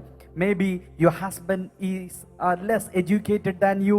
He may not be earning much. Maybe you are earning more than the husband. But still, the Lord says the heavenly authority, the godly manner of order in home is husband as the head. This is very similar, and it is a shadow of the bride and bridegroom, which we find as Jesus Christ as the bride and church as the bridegroom. And similarly at home also, the Lord says he is a kind of a shadow. The husband of is a kind of the shadow of the Christ, and you need to respect him irrespective of what all status he is having, whether it is economic or in any other kind of forms. In any way you need to respect. And what as an admonition, what I can say is, treat your husband as a king and live as a queen at your home. ആമേൻ. നിങ്ങൾ ഈ ഒരു ദൈവികമായ ക്രമത്തെക്കുറിച്ച് ഞാൻ പറയുമ്പോൾ പ്രിയപ്പെട്ടവരെ, ഇത് നിങ്ങൾ ചോദിക്കും, ദൈവത്തിന് മുഖപക്ഷമുണ്ടോ, ദൈവത്തിന് അങ്ങനെ പന്തിപക്ഷമുണ്ടോ എന്നൊക്കെ ചോദിക്കും. ദൈവം എല്ലായിടവും ആ ക്രമത്തിൽ നിൽക്കുന്ന ദൈവമാണ്. ശുശ്രൂഷയിൽ വരുമ്പോൾ 1 കൊരിന്ത്യർക്ക് എഴുതിയ ലേഖനം 12-ാം അധ്യായത്തിൻ്റെ 28, 29 വാക്യങ്ങൾ വായിക്കുമ്പോൾ അവിടെ ഒരു പ്രോട്ടോകോൾ തന്നെ ദൈവം വെച്ചിട്ടുണ്ട്. അവിടെ ഒരു ഹയറാർക്കി തന്നെ ദൈവം വെച്ചിട്ടുണ്ട്. ദൈവം സഭയിൽ 1-ാമത് അപ്പോസ്തലന്മാർ. കണ്ടോ, ദൈവത്തിന് അങ്ങനെ വകതിരിവുണ്ടോ, വേർതിരിവുണ്ടോ എന്നൊക്കെ ചോദിക്കുമ്പോൾ ദൈവവചനത്തിൽ പറയുന്നു, ദൈവം വെച്ചിരിക്കുന്ന പ്രോട്ടോക്കോളാണത്, ദൈവം വെച്ചിരിക്കുന്ന ഹയറാർക്കിയാണത്. ദൈവം തൻ്റെ സഭയിൽ 1-ാമത് അപ്പോസ്തലന്മാർ, 2-ാമത് പ്രവാചകന്മാർ, 3-ാമത് ഉപദേഷ്ടാക്കന്മാർ, ഇങ്ങനെ ഓരോരുത്തരെ നിയമിക്കുകയും പിന്നെ വീര്യപ്രവർത്തികൾ, രോഗശാന്തിയുടെ വരം, സഹായം ചെയ്യുവാനുള്ള വരം, പരിപാലന വരം, വിവിധ ഭാഷാവരം എന്നിവ നൽകുകയും ചെയ്തു. അപ്പോൾ ഇവരെയെല്ലാം, ഈ ശുശ്രൂഷകരെയെല്ലാം അതാത് ക്രമങ്ങളിൽ 1, 2, 3 എന്നുള്ള അതാത് ക്രമങ്ങളിൽ ക്രമപ്പെടുത്തിയിരിക്കുന്നത്, സ്ഥിരപ്പെടുത്തിയിരിക്കുന്നത്, അപ്പോയിന്റ് ചെയ്തിരിക്കുന്നത് സർവശക്തനാകുന്ന ദൈവമാണ് എന്നുള്ള ബോധ്യം നമുക്കുണ്ടാകണം. When I say that husband is the head of the church, I say that from the Bible, and the Bible very well says that that is the hierarchy which the Lord has set. You may ask whether the Lord is partial by just siding with the male part of the humanity, but the Bible says God has his own order and hierarchy that we find in 1 Corinthians 12:20. 7 following the body of the Christ and individual members of it, God has appointed the church first apostles, second prophets, third teachers, then deeds of power, then gifts of healing, from forms of assistance, forms of leadership. All these things are set as a protocol by the Lord, and God has his own hierarchy, and you need to submit to that. എപ്പോഴും ഭാര്യമാർ മനസ്സിലാക്കേണ്ടതായ ഒരു കാര്യമുണ്ട്. നിങ്ങളുടെ കുഞ്ഞുങ്ങൾ അവരുടെ ഡാഡിയെ owner ചെയ്യണമെങ്കിൽ, ഞാൻ പലരെയും കൗൺസിൽ ചെയ്തപ്പോൾ എനിക്ക് മനസ്സിലായിട്ടുള്ള ഒരു സത്യമാണിത്. അവരുടെ മക്കൾ ആ അപ്പനെ ബഹുമാനിക്കാത്തതിൻ്റെ കാരണം ആ അമ്മ അല്ലെങ്കിൽ ആ ഭാര്യ സഹോദരി ഈ ഹസ്ബൻഡിനോട് കാണിക്കുന്ന അവഗണനകളും തിരസ്കരണങ്ങളും പുച്ഛ മനോഭാവങ്ങളും ഈ കുഞ്ഞുങ്ങൾ കണ്ട് വളരുകയാണ്. അതുകൊണ്ട് അവരുടെ അപ്പനെന്നുള്ള ആ ഒരു ബഹുമാനം ഈ കുഞ്ഞുങ്ങൾക്ക് പലപ്പോഴും ഉണ്ടാകാറില്ല. എപ്പോഴും മനസ്സിലാക്കണം പ്രിയപ്പെട്ടവരെ, നിങ്ങളുടെ മക്കൾ നിങ്ങളുടെ ഭർത്താവിനെ ഓണർ ചെയ്യണമെങ്കിൽ നിശ്ചയമായിട്ടും ഭാര്യമാരെ, അമ്മമാരെ, നിങ്ങളുടെ ഭർത്താവിനെ നിങ്ങളുടെ കുഞ്ഞുങ്ങളുടെ മുമ്പിൽ വെച്ച് ഒരിക്കലും ഡിസോണർ ചെയ്യരുത്. എന്ത് കാര്യങ്ങളുണ്ടെങ്കിലും ഡാഡിയോട് ഞാനും ചോദിക്കട്ടെ, പപ്പായോട് സംസാരിക്കട്ടെ, മോനെ അത് പപ്പ അനുവാദം തരുവാണെങ്കിൽ, ഡാഡി അനുവാദം തരുവാണെങ്കിൽ, അച്ഛൻ അനുവാദം തരുവാണെങ്കിൽ നമുക്കത് ചെയ്യാം എന്നുള്ള ആ ഒരു ഓണറിങ് ഭാര്യമാർ ഭർത്താക്കന്മാർക്ക് കൊടുത്താൽ ആ വീട്ടിൽ വളരുന്ന കുഞ്ഞുങ്ങൾക്ക് അതിശക്തമേറിയൊരു മെച്യൂരിറ്റി ഉണ്ടാകും, അവർക്കൊരു ദൈവികമായ ക്രമമുണ്ടാകും പ്രിയപ്പെട്ടവരെ. അതുപോലെ തന്നെ ഭർത്താക്കന്മാർ ഭാര്യമാരെ സ്നേഹിക്കുകയും ബഹുമാനിക്കുകയും ആ അമ്മ ഭക്ഷണം ഉണ്ടാക്കിക്കൊണ്ട് തരുമ്പോൾ ആ കുഞ്ഞുങ്ങളുടെ മുമ്പിൽ വെച്ച് ആ അമ്മയെ അപ്രീഷിയേറ്റ് ചെയ്യുകയും അല്ലെങ്കിൽ ആ അമ്മ അനുഭവിക്കുന്ന കഷ്ടപ്പാടുകളും പ്രയാസങ്ങളും ആ കുഞ്ഞുങ്ങളോടൊക്കെ പങ്കുവെക്കുകയും ചെയ്യുന്ന ഭർത്താക്കന്മാരാണെങ്കിൽ ആ മക്കളുമാർക്ക് അവരുടെ അമ്മയോടൊരു പ്രത്യേക സ്നേഹവും വാത്സല്യവും ഉണ്ടാകും. ഇങ്ങനെ പരസ്പരം പ്രോത്സാഹിപ്പിക്കുകയും പരസ്പരം പണിയുകയും ദൈവവചന അടിസ്ഥാനത്തിൽ പരസ്പരം ബഹുമാനിക്കുകയും ദൈവികമായ ക്രമത്തിൽ ആ കുടുംബം പോകുകയും ചെയ്യുമ്പോൾ ദൈവം ആഗ്രഹിക്കുന്ന ആ ഒരു ക്രമം ആ വീട്ടിൽ വരുമ്പോൾ അവിടെ വെളിപ്പെടുന്ന ഒരു പെർഫെക്ഷൻ ഉണ്ട്, അവിടെ വെളിപ്പെടുന്ന ഒരു ബ്യൂട്ടി ഉണ്ട്, അവിടെ വെളിപ്പെടുന്ന ഒരു ബ്ലസ്സിംഗ് ഉണ്ട്. അത് നിങ്ങൾക്ക് ഉണ്ടാകുവാൻ വേണ്ടിയിട്ടാണ് കർത്താവ് ഈ വചനങ്ങളിലൂടെ നിങ്ങളോട് സംസാരിക്കുന്നത്. I have counseled the families in which the children disrespect their father, and when I have counseled them, I have come across the fact that their mother disrespected and disregarded their father, and she has treated him with total disdain. And in such a situation, the children are seeing their father being mistreated, and they will not have any kind of appreciation towards their father. Wives, be submissive to your husband and respect your husband, give respect. And if the children see such kind of an encouraging and respecting atmosphere at home, they will respect their father. And husbands, respect your wife, encourage your wife. If the family has an atmosphere of respect and encouragement and such kind of an order, then you can find at last the Lord will be looking at such families, and he will be blessing, he will be prospering, he will be making that family beautiful, and such kind of family will be away from all troubles. കുടുംബ ജീവിതം എന്ന് പറയുന്നത്, ഭാര്യ ഭർത്തൃ ബന്ധം എന്ന് പറയുന്നത് ഒരു കോൺട്രാക്റ്റ് അല്ല, അതൊരു കവനന്റ് റിലേഷൻഷിപ്പ് ആണ് പ്രിയപ്പെട്ടവരെ. അതൊരു ഉടമ്പടി ബന്ധമാണ്. പലപ്പോഴും പല കുടുംബങ്ങളും ഒരു കോൺട്രാക്റ്റിലാണ് പോകുന്നത്. നീ അങ്ങനെ എനിക്ക് വേണ്ടി ചെയ്താൽ ഞാൻ ഇങ്ങനെ നിനക്ക് വേണ്ടി ചെയ്യാം. ഈ കോൺട്രാക്റ്റ് എന്ന് പറഞ്ഞാൽ അങ്ങനെയാണ്. ഒരു കോൺട്രാക്ടറിന് നമ്മളൊരു പണി ഏൽപ്പിച്ചാൽ ഇത്ര ലക്ഷം രൂപ അങ്ങോട്ട് കൊടുക്കുമ്പോൾ അത്രയും പണത്തിനുള്ള കാര്യങ്ങൾ അദ്ദേഹം ഇങ്ങോട്ട് ചെയ്തു തരും. അതിൽ അദ്ദേഹത്തിനും പേഴ്സണൽ ബെനിഫിറ്റ്സ് ഒക്കെ ഉണ്ടാകും. അതുപോലൊരു കോൺട്രാക്റ്റ് അല്ല കുടുംബജീവിതം. Marriage is not an contract, that is a covenant relationship. അതൊരു ഉടമ്പടി ബന്ധമാണ്. എന്താ ഉടമ്പടി ബന്ധത്തിൻ്റെ പ്രത്യേകത? നമ്മളെല്ലാവരും ദൈവത്തോട് ഉടമ്പടി ചെയ്തവരാണ്. ഇന്ന് എന്നെ കേട്ടോണ്ടിരിക്കുന്ന നിങ്ങൾ എത്ര പേർ ദൈവവുമായിട്ട് ഉടമ്പടി ചെയ്തവരാണ്? ആ ഉടമ്പടി ബന്ധത്തിൻ്റെ പ്രത്യേകത ദാനിയേലിന്റെ പ്രവചന പുസ്തകം 3:17-18 ദൈവമായിട്ട് ഉടമ്പടി ചെയ്ത 3 ചെറുപ്പക്കാരെ നിങ്ങൾ കാണാം. ശത്രുക്, മേശക്, അബേദ്നെഗോ എന്ന 3 ചെറുപ്പക്കാരെ നിങ്ങൾക്ക് അവിടെ കാണാം. ഈ 3 ചെറുപ്പക്കാരും ദൈവത്തോട് ഉടമ്പടി ചെയ്തവരാണ്. അവരെ രാജാവ് തീച്ചൂളയിലേക്ക് വലിച്ചെറിയുമെന്ന് പറയുമ്പോഴും അവർക്ക് ദൈവത്തോടുള്ള സ്നേഹം കുറയുന്നില്ല, രാജാവിനോടുള്ള സ്നേഹം കൂടുന്നില്ല. തീച്ചൂളയ്ക്കകത്ത് വലിച്ചെറിഞ്ഞ തീയുടെ ചൂട് പതിവിലും അധികമായി കൂട്ടുമ്പോഴും അവർ പറയുന്നു, ഈ എരിയുന്ന തീച്ചൂളയിൽ നിന്ന് ഞങ്ങളെ ഞങ്ങളുടെ ദൈവം വിടുവിച്ചാലും ഇല്ലെങ്കിലും ഞങ്ങൾ അവനെ തന്നെ സ്നേഹിക്കും. ഈ പ്രശ്നം മാറിയാലും മാറിയില്ലെങ്കിലും ഞങ്ങൾ അവനെ തന്നെ ആരാധിക്കും, അവനെ തന്നെ സേവിക്കുമെന്ന് പറയുന്ന ഉടമ്പടി ചെയ്ത ചെറുപ്പക്കാർ. ഹബക്കൂക്കിന്റെ പ്രവചന പുസ്തകം 3:17-18 വാക്യങ്ങൾ നമ്മൾ കാണുന്നുണ്ട്. ഗോശാലയിൽ കന്നുകാലികളില്ലെങ്കിലും, അത്തിവൃക്ഷത്തിൽ അത്തിപ്പഴം ഉണ്ടായില്ലെങ്കിലും, ഒലുമഴത്തിന്റെ പ്രയത്നങ്ങൾ നിഷ്ഫലമായി പോയാലും, നിലങ്ങൾ ആഹാരം വിളയിച്ചില്ലെങ്കിലും, ആട്ടിൻകൂട്ടം തൊഴുത്തിൽ നശിച്ചു പോയാലും, ഗോശാലികൾ കന്നുകാലികൾ ഒന്നും ഇല്ലെങ്കിലും, ഇതെല്ലാം നഷ്ടപ്പെട്ടാലും, അതിന്റെ 18-ാമത്തെ വാക്യത്തിൽ പ്രവാചകൻ പറയുന്നു, എങ്കിലും ഞാൻ യഹോവയിൽ ആനന്ദിക്കും, എൻ്റെ രക്ഷയുടെ ദൈവത്തിൽ ഘോഷിച്ച് ഉല്ലസിക്കും. എങ്കിലും ഞാൻ യഹോവയിൽ ആനന്ദിക്കും, എൻ്റെ രക്ഷയുടെ ദൈവത്തിൽ ഘോഷിച്ച് ഉല്ലസിക്കുമെന്ന് പറയുവാൻ ആ ഉടമ്പടി ചെയ്തവർക്ക് മാത്രമേ കഴിയത്തുള്ളൂ. അങ്ങനെയാണെങ്കിൽ ജീവിതത്തിൻ്റെ ഉയർച്ചയിലും താഴ്ചയിലും നന്മയിലും തിന്മയിലും രോഗത്തിലും ആരോഗ്യത്തിലും ജീവിതത്തിൻ്റെ എല്ലാ പ്രതിസന്ധി പ്രതികൂല ഘട്ടങ്ങളിലും നിങ്ങൾ ഉടമ്പടി ചെയ്തിരിക്കുന്ന ഒരു മണവാട്ടി നിങ്ങൾക്കുണ്ട്. നിങ്ങൾ ഉടമ്പടി ചെയ്തിരിക്കുന്ന ഒരു മണവാളൻ നിങ്ങൾക്കുണ്ട്. ആ മണവാട്ടിയാണ് നിങ്ങളുടെ ഭാര്യ, ആ മണവാളനാണ് നിങ്ങളുടെ ഭർത്താവ്. എന്തൊക്കെ സാഹചര്യങ്ങൾ മാറിയും തിരിഞ്ഞും വന്നാലും മക്കളെ, ഭാര്യ ഭർത്താക്കന്മാരെ, നിങ്ങൾ ഒന്നിച്ച് കൈകോർക്കുകയും പ്രാർത്ഥിക്കുകയും ചെയ്യുന്ന ഒരു സാഹചര്യം നിങ്ങളുടെ കുടുംബത്തിനകത്തുണ്ടെങ്കിൽ ഈ ലോകത്തിന്റെ ഒരു ശക്തികൾക്കും നിങ്ങളെ തകർക്കുവാൻ കഴിയുകയില്ല, നിങ്ങളുടെ തലമുറകളെ തകർക്കുവാൻ കഴിയുകയില്ല. Hallelujah. Marriage is not a contract, it's a covenant. In a contract, it's a kind of a transaction where you give some money and the other party fulfills the contract as it is expected with some kind of profit which he is taking. But it's not that kind of a transaction that's happening in a covenant. Marriage is a covenant. We have made a covenant with the Lord. The Lord has loved us with a covenant blood.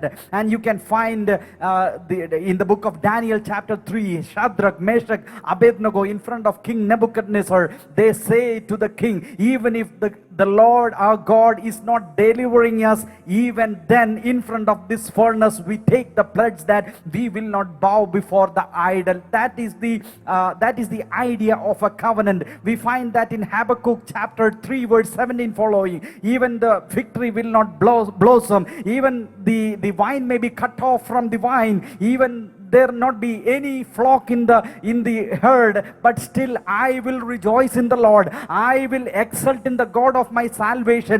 It's not based on the situation. Maybe in your married life problems may come, persecution may come, maybe the things may be turning against you and you are in a hardship and trouble. Even amidst all those problems, if the husband and wife join hands together and pray to the Lord, there is a kind of a beauty and perfection and blessing that is coming upon that kind of a family. That is the covenantal relationship. കാരണം അത് അതിശക്തമേറിയ ഉടമ്പടിയാണെന്ന് പറയാനുള്ള കാരണം ഇതൊരു revelation ആണ് പ്രിയപ്പെട്ടവരെ. മത്തായി 19:3 മുതലുള്ള ഭാഗങ്ങളിൽ പരീശന്മാർ ഏത് കാരണം ചൊല്ലി ഭാര്യയെ ഉപേക്ഷിക്കുന്നത് വിഹിതമോ എന്ന് ചോദിച്ച് കർത്താവിന്റെ അടുക്കൽ വരുമ്പോൾ യേശു കർത്താവ് അവരോട് പറയുകയാണ്, ആദിയിൽ അവരെ ഞാൻ ആണും പെണ്ണുമായി സൃഷ്ടിച്ചു, സ്തോത്രം, അവൻ മനുഷ്യൻ ഏകനായിരിക്കുന്നത് നന്നല്ല എന്ന് കണ്ട് അവന് വേണ്ടി തക്കതായ തുണയെ ഒരുക്കിയ ദൈവം എന്ത് ചെയ്തു?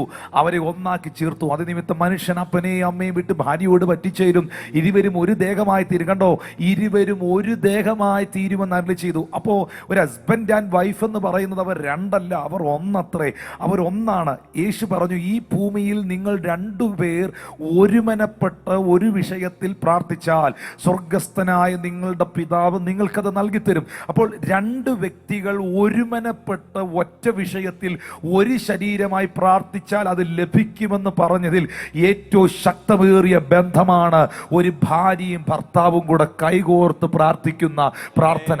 അവരൊന്നിച്ചൊരു വിഷയത്തിൽ കൈകോർക്കുമ്പോൾ അവിടെ ഇരുവരും രണ്ടല്ല ഒന്നത്ര എന്ന് എഴുതിയിരിക്കുന്ന വചനം അവിടെ നിവർത്തിക്കപ്പെടുകയാണ്. പ്രിയപ്പെട്ടവരെ, പലപ്പോഴും പിണങ്ങി, ഇതാരോടൊക്കെയോ കർത്താവ് സംസാരിക്കുകയാണ്.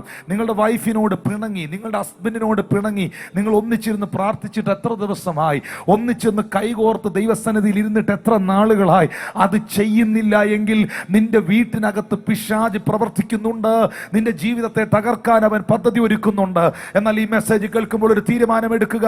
ഹസ്ബൻഡ് ആൻഡ് വൈഫ് ഒന്നിച്ചുണ്ടെങ്കിൽ, ഒരു സ്ഥലത്തുണ്ടെങ്കിൽ, ഒന്നിച്ച് കൈകോർത്ത് പ്രാർത്ഥിക്കാതെ ഒരിക്കലും നിങ്ങൾ മുന്നോട്ട് പോകരുത്. അല്ല, നിങ്ങളുടെ ഭർത്താവ് നിങ്ങളുടെ അരികിൽ ഇല്ല എന്നുണ്ടെങ്കിൽ എപ്പോഴെങ്കിലും ഒക്കെ ഫോൺ ചെയ്യുമ്പോൾ ഒരു 5 മിനിറ്റ് ഒന്നിച്ച് പ്രാർത്ഥിക്കാനായിട്ട്, നിങ്ങളുടെ കുഞ്ഞുങ്ങൾക്ക് വേണ്ടി, കുടുംബത്തിന് വേണ്ടി ഒന്നിച്ച് പ്രാർത്ഥിക്കാനായിട്ട് നിങ്ങൾ സമയം കണ്ടെത്തണം.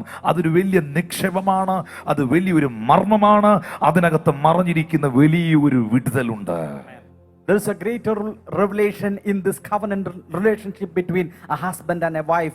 We can find in Matthew chapter 19 verse 5 following, when the people come and ask whether it's lawful to divorce, and the Lord says the Lord has joined, in the beginning the Lord made them together, and the man shall leave father and mother and shall cleave to his wife, and they shall become one flesh.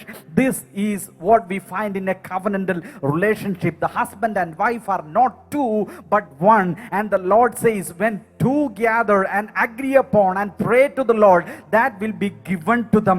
The greatest relationship that can take hold of heaven, that can take all the blessings from heaven, is the husband and wife praying together, joining their hearts and minds and praying together. Such kind of prayer will bring greater results. Wherever you are, whether you are husband and wife, whether you are together or you are separated by distance, make it a point to take at least 5 minutes, even over through the phone. You can pray and you can have greater blessings and results through that prayer. സങ്കീർത്തനം 103:17 മുതലുള്ള വാക്യങ്ങളിൽ സങ്കീർത്തനക്കാരൻ പറയുന്നു, യഹോവയുടെ ദയയോ എന്നും എന്നേക്കും അവന്റെ ഭക്തന്മാർക്കും അവന്റെ നീതി മക്കളുടെ മക്കൾക്കും ഉണ്ടാകും. അവന്റെ നിയമത്തെ പ്രമാണിക്കുന്നവർക്കും അവന്റെ കൽപ്പനകളെ ഓർത്താചരിക്കുന്നവർക്കും തന്നെ. ദൈവത്തിന്റെ പ്രമാണത്തിൽ നിൽക്കുന്ന കുടുംബമേ, ദൈവത്തിന്റെ കൽപ്പനകളെ അനുസരിക്കുന്ന കുടുംബമേ, ദൈവികമായ ക്രമത്തിൽ മുന്നേറുവാൻ ആഗ്രഹിക്കുന്ന കുടുംബമേ, ആ കുടുംബത്തോട് കർത്താവ് പറയുന്നു, ദൈവത്തിന്റെ നീതി നിന്റെ മക്കളുടെ മക്കൾക്കുണ്ടാകും. നിന്റെ തലമുറയുടെ തലമുറകൾ അനുഗ്രഹിക്കപ്പെടും. നിന്റെ കുടുംബം അനുഗ്രഹിക്കപ്പെടും. ദൈവത്തിന്റെ നിയമത്തെ പ്രമാണിക്കുവാൻ, അവന്റെ കൽപ്പനകളെ ഓർത്താചരിക്കുവാൻ, അവൻ അറിയിക്കുന്ന വഴികളിൽ ജീവിക്കുവാൻ നിങ്ങൾ ജീവിതത്തെ സമർപ്പിച്ചാൽ നിങ്ങളുടെ ജീവിതം ആ ഉടമ്പടി ബന്ധത്തിൽ തഴച്ചു വളരും. അതിനൊരു ഉദാഹരണമാണ് ഉൽപ്പത്തിയുടെ പുസ്തകം 15-ാം അധ്യായത്തിന്റെ 18-ാമത്തെ വാക്യം. ആമീൻ. അവിടെയാണ് അബ്രഹാം ദൈവവുമായിട്ട് ഉടമ്പടി ചെയ്യുന്ന ഒരു ഭാഗം നമുക്കവിടെ കാണാം. അന്ന് യഹോവ അബ്രഹാമിനോട് ഒരു ഉടമ്പടി ചെയ്തു, ഒരു നിയമം ചെയ്തു. നിന്റെ സന്തതിക്ക് ഞാൻ മിസ്രയീം നദി തുടങ്ങി ഫ്രാത്ത് നദിയായ മഹാനദി വരെയുള്ള ഈ ദേശത്തെ, വായിക്കാം ആ ഭാഗം. അന്ന് യഹോവ അബ്രഹാമിനോട് ഒരു നിയമം ചെയ്തു, നിന്റെ സന്തതിക്ക് ഞാൻ മിസ്രയീം നദി തുടങ്ങി ഫ്രാത്ത് നദിയായ മഹാനദി വരെയുള്ള ഈ ദേശത്തെ കേനിയർ, കെനിസ്യർ, കത്മോനിയർ, ഹിത്യർ, ഫെരിസ്യർ, രഫായിമ്യർ, അമോര്യർ, കനാനിയർ, ഗിർഗശ്യർ, യെബൂസ്യർ എന്നീ ദേശത്തെ തന്നെ തന്നിരിക്കുന്നു എന്ന് അരുളി ചെയ്തു. അനവധി ദേശങ്ങളെ ദൈവം അബ്രഹാമിന് കൈമാറുകയാണ്, അവന്റെ സന്തതികൾക്ക് കൈമാറുകയാണ്. കാരണം ആ ഉൽപ്പത്തി പുസ്തകം 15-ാം അധ്യായത്തിന്റെ 18-ാമത്തെ വാക്യത്തിൽ നമുക്ക് കാണാൻ കഴിയുന്നത് ദൈവവും അബ്രഹാമുമായിട്ടുള്ള ഒരു ഉടമ്പടിയാണ്, ഒരു കവനന്റ് ആണ്. ആ ഉടമ്പടിക്കകത്ത് മറഞ്ഞിരുന്ന അനുഗ്രഹങ്ങൾ കണ്ടോ? ദേശങ്ങളെ മുഴുവൻ അബ്രഹാമിന്റെ സന്തതികൾക്ക് ദൈവം കൈവശമാക്കി കൊടുക്കുകയാണ്. മാതാപിതാക്കളെ, ഞാൻ നിങ്ങളോട് സ്നേഹത്തോട് പറയട്ടെ, നിങ്ങൾ ദൈവസന്നിധിയിൽ ഉടമ്പടി ചെയ്തവരായി, ദൈവത്തിന്റെ മുൻപാകെ സ്നേഹത്തിൽ ഉടമ്പടി ചെയ്തവരായി, ദൈവകൃപയിൽ ഉടമ്പടി ചെയ്തവരായിട്ട് നിന്നാൽ നിങ്ങളുടെ തലമുറകൾ ദേശത്തെ കൈവശമാക്കും. നിങ്ങളുടെ തലമുറകൾ പട്ടണങ്ങളെ കൈവശമാക്കും. നിങ്ങളുടെ തലമുറകൾ ദേശങ്ങളെ പിടിച്ചെടുക്കുന്നവരായി തീരും. എപ്പോഴും ഓർക്കുക, ഒരു നല്ല തലമുറ എഴുന്നേറ്റ് വരുന്നത് നല്ല മാതാപിതാക്കളിൽ നിന്നാണ്. പലപ്പോഴും ക്രിമിനലുകൾ ഉണ്ടായി വരുന്നത് സ്തോത്രം ജയിലുകളിൽ നിന്നല്ല, ക്രിമിനലുകൾ ഉണ്ടായി വരുന്നത് തെരുവുകളിൽ നിന്നല്ല, അങ്ങനെയുള്ള ഭവനങ്ങളിൽ നിന്നാണ്. സ്തോത്രം സ്തോത്രം സ്തോത്രം. അങ്ങനെയുള്ള കുടുംബാന്തരീക്ഷങ്ങളിൽ നിന്നാണ് അങ്ങനെയുള്ള കുഞ്ഞുങ്ങൾ എഴുന്നേറ്റ് വരുന്നത്. മാതൃകയുള്ള അച്ചടക്കത്തോടെ ബാലശിക്ഷയിലും പത്യോപദേശത്തിലും പ്രാർത്ഥനയിലും ദൈവകൃപയിലും കുഞ്ഞുങ്ങളെ വളർത്തുന്ന മാതാപിതാക്കളെ അവർ ദേശങ്ങളെ കൈവശമാക്കുവാനിട വരും. Greater blessings are there in the covenantal relationship between a husband and a wife. This we read in Psalm number 103 verse 17. But the steadfast love of the Lord from everlasting to everlasting on those who fear him, and his righteousness to children's children, to those who keep his covenant and remember his commandments. Those who keep the commandments of the Lord, those who keep the covenant with the Lord, the blessing of the Lord and the everlasting righteousness of the Lord is going from generation to generation. The same we read with the covenant with Abraham. The Lord makes a covenant with Abraham, and at the end of the covenant, the Lord says in Genesis chapter 15 verse 18, on the same day the Lord made covenant with Abraham, saying, to your descendants I have given this land from river of Egypt to the great river, the river Euphrates. The blessing of the Lord, the inheritance of the Lord is on those families which follow the covenantal relationship with the Father.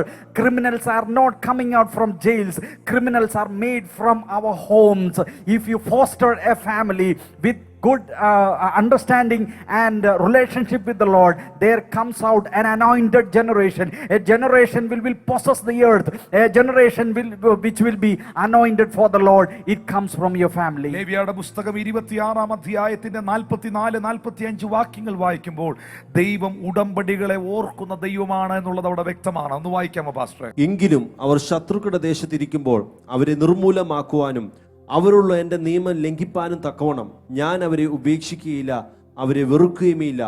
ഞാൻ അവരുടെ ദൈവമായ യഹോവയാകുന്നു. ഞാൻ അവരുടെ ദൈവമായിരിക്കേണ്ടതിന് ജാതികൾ കാണുകെ മിസ്രൈം ദേശത്തു നിന്ന് ഞാൻ കൊണ്ടുവന്ന അവരുടെ പൂർവന്മാരോട് ചെയ്ത നിയമം ഞാൻ അവർക്ക് വേണ്ടി ഓർക്കും. ഞാൻ പൂർവ്വപിതാക്കളോട് ചെയ്ത, അവരുടെ പിതാക്കന്മാരോട് ഞാൻ ചെയ്ത നിയമം ഞാൻ ഓർക്കും. But I will for their sakes remember the covenant. ദൈവം ഒരിക്കലും അവനുമായി ചെയ്ത, അവൻ ചെയ്ത ഉടമ്പടികളെ മറക്കുന്ന ദൈവമല്ല. നിങ്ങൾ ദൈവത്തോട് ചെയ്ത ഉടമ്പടികൾ, നിങ്ങൾ ദൈവസന്നിധിയിൽ നിങ്ങളുടെ യൗവനപ്രായത്തിൽ കർത്താവിനോട് ചെയ്ത ഉടമ്പടികൾ, നിങ്ങളുടെ ജീവിതത്തിൽ നിങ്ങളുടെ സാഹചര്യങ്ങളിൽ നിന്നുകൊണ്ട് കർത്താവിന് വേണ്ടി ജീവിക്കുവാൻ, അവൻ്റെ നാമത്തിന് വേണ്ടി നിൽക്കുവാൻ അവനുമായി ചെയ്ത ഉടമ്പടികൾ ഒരിക്കലും അവൻ മറക്കത്തില്ല. പ്രിയപ്പെട്ടവരെ, നിങ്ങൾ ചെയ്ത ഉടമ്പടികളെ അവൻ എന്നേക്കും ഓർക്കുകയും അതിൻ്റെ അനുഗ്രഹങ്ങൾ നിങ്ങളുടെ തലമുറകളുടെ മേൽ അവൻ ഓർത്തിരുന്ന് പകരുകയും ചെയ്യുന്ന ദൈവമാണ്. The Lord is the Lord who remembers his covenants. This we read in Leviticus chapter 26, 44 and 45. I will remember in their favor the covenant with their ancestors, the covenants which you have made with the Lord. The Lord had made with you. The Lord will remember it. He will keep his covenants, and all the blessings which are related and packed in that covenant, the Lord will unleash at proper time. നിങ്ങളുടെ കുടുംബ ജീവിതത്തിലോ വ്യക്തിപരമായ ജീവിതത്തിലോ എവിടെങ്കിലും ക്രമം തെറ്റിക്കിടക്കുന്നെങ്കിൽ, എല്ലാം വഴി തെറ്റിക്കിടക്കുന്നെങ്കിൽ, ഭാര്യ ഭർത്തൃബന്ധത്തിൽ ഐക്യതകളില്ലാതെ, സ്നേഹങ്ങളില്ലാതെ, കുഞ്ഞുങ്ങളുമായുള്ള ബന്ധത്തിൽ വിഘടിച്ചിരിക്കുന്ന, എല്ലാം പിണങ്ങി പിരിഞ്ഞിരിക്കുന്ന ഒരു സാഹചര്യത്തിലാണെങ്കിൽ, ഞാൻ അടുത്ത ഭാഗം എടുക്കുന്നതിന് മുമ്പ് ഒരു വാക്ക് നിങ്ങൾക്ക് വേണ്ടി ഒന്ന് പ്രാർത്ഥിക്കാൻ പോവുകയാണ്. നിങ്ങളുടെ ഫാമിലിക്കകത്ത് ഒരു ദൈവികമായ ക്രമം ഉണ്ടാകട്ടെ. യേശുവിൻ്റെ നാമത്തിൽ ഇന്ന് ഈ മെസ്സേജ് ഞാൻ പറയുമ്പോൾ പരിശുദ്ധാത്മാവ് എനിക്ക് നൽകുന്ന പ്രേരണയാൽ ഞാൻ ചിലർക്ക് വേണ്ടി പ്രാർത്ഥിക്കുകയാണ്. എന്നും വീടുകളിൽ നിൽക്കുന്ന വഴക്കുകൾ, എന്നും ഭവനത്തിൽ നിൽക്കുന്ന പ്രതിസന്ധികൾ, അങ്ങോട്ടും ഇങ്ങോട്ടും ബഹുമാനമില്ലാത്ത അനുഭവങ്ങൾ, പരസ്പരം ബഹുമാനിക്കാത്ത, പരസ്പരം ഓണർ ചെയ്യാത്ത അനുഭവങ്ങൾ, ഹല്ലേലൂയ, ആർക്കും അങ്ങോട്ട് വിധേയപ്പെടാത്ത അനുഭവങ്ങൾ, ഭർത്താവിന് വിധേയപ്പെടാത്ത ഭാര്യ, ഭാര്യയെ സ്നേഹിക്കാത്ത ഭർത്താവ്, മാതാപിതാക്കളെ അനുസരിക്കാത്ത മക്കൾ, എല്ലാ മേഖലകളിലും കുറ്റം കണ്ടുപിടിക്കുക, പരിഹസിക്കുക, വഴക്കുണ്ടാക്കുക, അങ്ങോട്ടും ഇങ്ങോട്ടും വാക്കുതർക്കങ്ങളിൽ ഏർപ്പെടുക. ഇല്ലില്ല, ഇങ്ങനെ പോകാനുള്ളതല്ല നിങ്ങളുടെ ഭവനം. നിങ്ങളുടെ ഭവനം ദൈവം വസിക്കുന്ന ഭവനമാകട്ടെ. നിങ്ങളുടെ ഭവനത്തിലെ യഹോവ വസിക്കുന്ന ഭവനമാകട്ടെ. നിങ്ങളുടെ വീടുകളിൽ ദൈവ സാന്നിധ്യം ഇറങ്ങി വരട്ടെ. എല്ലാ അനൈക്യതകളും, എല്ലാ ഡിസ്യൂണിറ്റിയും, ഡിസ്കംഫർട്ടബിലിറ്റിയും യേശുവിൻ്റെ നാമത്തിൽ മാറിപ്പോകേണ്ടതിനായി ഞാൻ പ്രാർത്ഥിക്കുകയാണ്. പിതാവേ, ഈ കുടുംബങ്ങൾക്കായി ഞാൻ പ്രാർത്ഥിക്കുന്നു. അവരുടെ ജീവിതത്തെ ഓർത്ത് ശത്രു തകർത്ത് കളഞ്ഞവരുടെ ജീവിതത്തെ ഓർത്ത് അവർ വല്ലാതെ ഭാരപ്പെടുമ്പോൾ, God, you are the God of restoration. നീ പുനർസ്ഥാപനത്തിന്റെ ദൈവമാണ്. നീ സകലത്തെയും പുനർസ്ഥാപിക്കുന്ന കർത്താവാണ്. നിന്റെ കരം അവരുടെ ഫാമിലിക്കകത്തോട്ട് ഇറങ്ങി വരട്ടെ. സ്നേഹം അവരിൽ കവിഞ്ഞൊഴുകട്ടെ. അവരുടെ ബന്ധങ്ങളുടെ മധ്യസ്ഥാനത്തോട്ട് യേശു കർത്താവേ അവിടുന്ന് ഇറങ്ങി വരണമേ കർത്താവേ. ശത്രു തകർത്ത് കളഞ്ഞവരുടെ കുടുംബത്തെ, പിശാച് തകർത്തുലച്ചു കളഞ്ഞവരുടെ ബന്ധങ്ങളെ, പിശാച് വഴിതെറ്റിച്ചവരുടെ തലമുറകളെ പരിശുദ്ധാത്മാവ് റെസ്റ്റോർ ചെയ്യണമേ. ദൈവത്തിന്റെ ആത്മാവ് റെസ്റ്റോർ ചെയ്യണമേ. ദൈവം പണിയുന്ന ഒരു അനുഗ്രഹിക്കപ്പെട്ട കുടുംബമായി ഇവരുടെ കുടുംബങ്ങൾ മാറേണ്ടതിനായി ഞാൻ പ്രാർത്ഥിക്കുന്നു കർത്താവേ, യേശുവിൻ നാമത്തിൽ തന്നെ ആമേൻ. ഒന്നാമതായി ദൈവികമായ ക്രമം നമ്മളുടെ ഭവനത്തിൽ ഉണ്ടാകണം. രണ്ടാമതായി ദൈവത്തിന്റെ ക്രമം നമ്മളുടെ സഭയിൽ, സഭയാകുന്ന ദേവാലയത്തിൽ, ക്രിസ്തുവിന്റെ ശരീരത്തിൽ വെളിപ്പെട്ടു വരണം. വായിക്കാമോ വാക്യം ഒരിക്കൽ കൂടെ? 1 തിമോത്തിയോസിന്റെ ലേഖനം 3-ാം അധ്യായം 14-15 വാക്യങ്ങൾ ഒരിക്കൽ കൂടെ വായിക്കുന്നു. ഞാൻ വേഗത്തിൽ നിന്റെ അടുക്കൽ വരുമെന്ന് ആശിക്കുന്നു. താമസിച്ചു പോയാലോ സത്യത്തിന്റെ തൂണും അടിസ്ഥാനവുമായി ജീവനുള്ള ദൈവത്തിന്റെ സഭയാകുന്ന ദേവാലയത്തിൽ നടക്കേണ്ടത് എങ്ങനെയെന്ന് നീ അറിയേണ്ടതിന് ഇത് എഴുതുന്നു. ദൈവത്തിന്റെ സഭ എന്ന് പറയുന്നത് ഒരു കെട്ടിടമല്ല, അതൊരു കൂട്ടമാണ്. യേശു കർത്താവ് മത്തായിയുടെ സുവിശേഷം അതിന്റെ 16-ാം അധ്യായത്തിന്റെ 18-ാമത്തെ വാക്യത്തിൽ പറയുകയാണ്, നീ പത്രോസാകുന്നു, ഈ പാറമേൽ ഞാൻ എൻ്റെ സഭയെ പണിയും, പാതാള ഗോപുരങ്ങൾ അതിനെ ജയിക്കുകയില്ല. പാതാള ഗോപുരങ്ങൾക്ക്, പൈശാചിക മണ്ഡലങ്ങൾക്ക് ജയിക്കുവാൻ കഴിയാത്തൊരു മേഖലയുണ്ടെങ്കിൽ അത് ദൈവത്തിൻ്റെ സഭയാണ് പ്രിയപ്പെട്ടവരെ. അത് ഒരു ബിൽഡിങ്ങോ പ്രത്യേകമായ ഇടമോ അല്ല. എന്താണ് സഭയെന്ന് പറയുന്നത്? അപ്പോസ്തല പ്രവൃത്തികൾ 2-ാം അധ്യായത്തിന്റെ 46-47 വാക്യങ്ങളിൽ എഴുതിയിരിക്കുന്നു. സ്തോത്രം. ഒരുമനപ്പെട്ട് അവർ ദിനം പ്രതി ദേവാലയത്തിൽ കൂടി വന്നു, വീടുകളിൽ അപ്പം നുറുക്കിക്കൊണ്ട് ഉല്ലാസവും ഹൃദയ പരമാർത്ഥതയും പൂണ്ട് ദൈവത്തെ സ്തുതിക്കുകയും സകല ജനത്തിന്റെ കൃപ അനുഭവിക്കുകയും ചെയ്തു. കർത്താവ് രക്ഷിക്കപ്പെടുന്നവരെ ദിനം പ്രതി സഭയോട് ചേർത്തുകൊണ്ടിരുന്നു. കർത്താവ് രക്ഷിക്കപ്പെടുന്നവരെ ദിനം പ്രതി സഭയോട് ചേർത്തുകൊണ്ടിരുന്നു. രക്ഷിക്കപ്പെട്ടവരുടെ കൂട്ടമാണ് ദൈവസഭ. ശിക്ഷാവിധിയിൽ നിന്ന് തെറ്റി ഒഴിയപ്പെട്ട, വീണ്ടെടുക്കപ്പെട്ട ഒരു കൂട്ടം ജനങ്ങളുടെ ആരാധനാ സ്ഥലമാണ് സഭയെന്ന് പറയുന്നത്. പ്രിയപ്പെട്ടവരെ, ആ സഭയെന്ന് പറയുന്നത് കർത്താവിൻ്റെ ശരീരമാണെന്നും സഭ ക്രിസ്തുവിൻ്റെ തലയാണെന്നും ഒക്കെയുള്ള ഭാഗങ്ങൾ താഴേക്ക് നമ്മൾ വായിക്കുന്നതിന് മുൻപ് ഈ ഭാഗം ഒന്ന് പ്രത്യേകമായി ശ്രദ്ധിക്കേണ്ടതായിട്ടുണ്ട്. പലപ്പോഴും പലരും ഇങ്ങനെ പറഞ്ഞു, ഈ കോവിഡിൻ്റെയൊക്കെ കാലത്ത് സഭകളെല്ലാം തകർന്നു, സഭകളെല്ലാം പൂട്ടി, സഭകളൊന്നും വളരുന്നില്ല. ഞാൻ പറയട്ടെ, സഭ വളരുക എന്ന് പറയുന്നത് ഒരു കെട്ടിടത്തിൻ്റെ ഉയരം വർദ്ധിക്കുന്നതല്ല, ഒരു 10-20,000 പേര് കസേരകളിട്ട് നിരന്നിരിക്കുന്നതല്ല. സഭ വളരുക എന്ന് പറയുന്നത് ഓരോ ദൈവമക്കളും, രക്ഷിക്കപ്പെട്ട ഓരോ ദൈവമക്കളും അവരുടെ പ്രാർത്ഥനാ ജീവിതത്തിലും ദൈവത്തോടുള്ള ബന്ധത്തിലും വിശുദ്ധ ജീവിതത്തിലും അവരാത്മീകമായി വളരുന്നതാണ് സഭ വളരുക എന്ന് പറയുന്നത്. കെട്ടിടത്തിൻ്റെ സ്ക്വയർ ഫീറ്റ് വർദ്ധിക്കുന്നതല്ല സഭയുടെ വളർച്ചയെന്ന് പറയുന്നത്.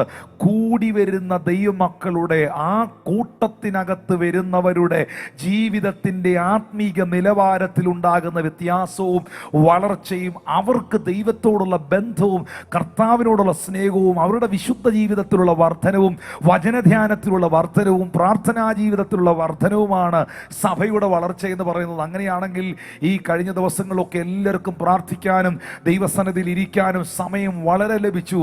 പലരും ഒരുപാട് ദിവസങ്ങൾ ഉപവാസത്തിലും പ്രാർത്ഥനയിലും ഒക്കെ ആയിരുന്നു. ചോദിക്കട്ടെ, അങ്ങനെയാണെങ്കിൽ ഈ കോവിഡ് സമയത്ത്, ഈ കോവിഡ് എന്ന മഹാമാരി ലോകത്തിലൊക്കെ ഇങ്ങനെ വളരെയധികം ബുദ്ധിമുട്ടുണ്ടാക്കുന്ന സമയത്ത് സഭ തളർന്നോ? സഭ വളർന്നോ?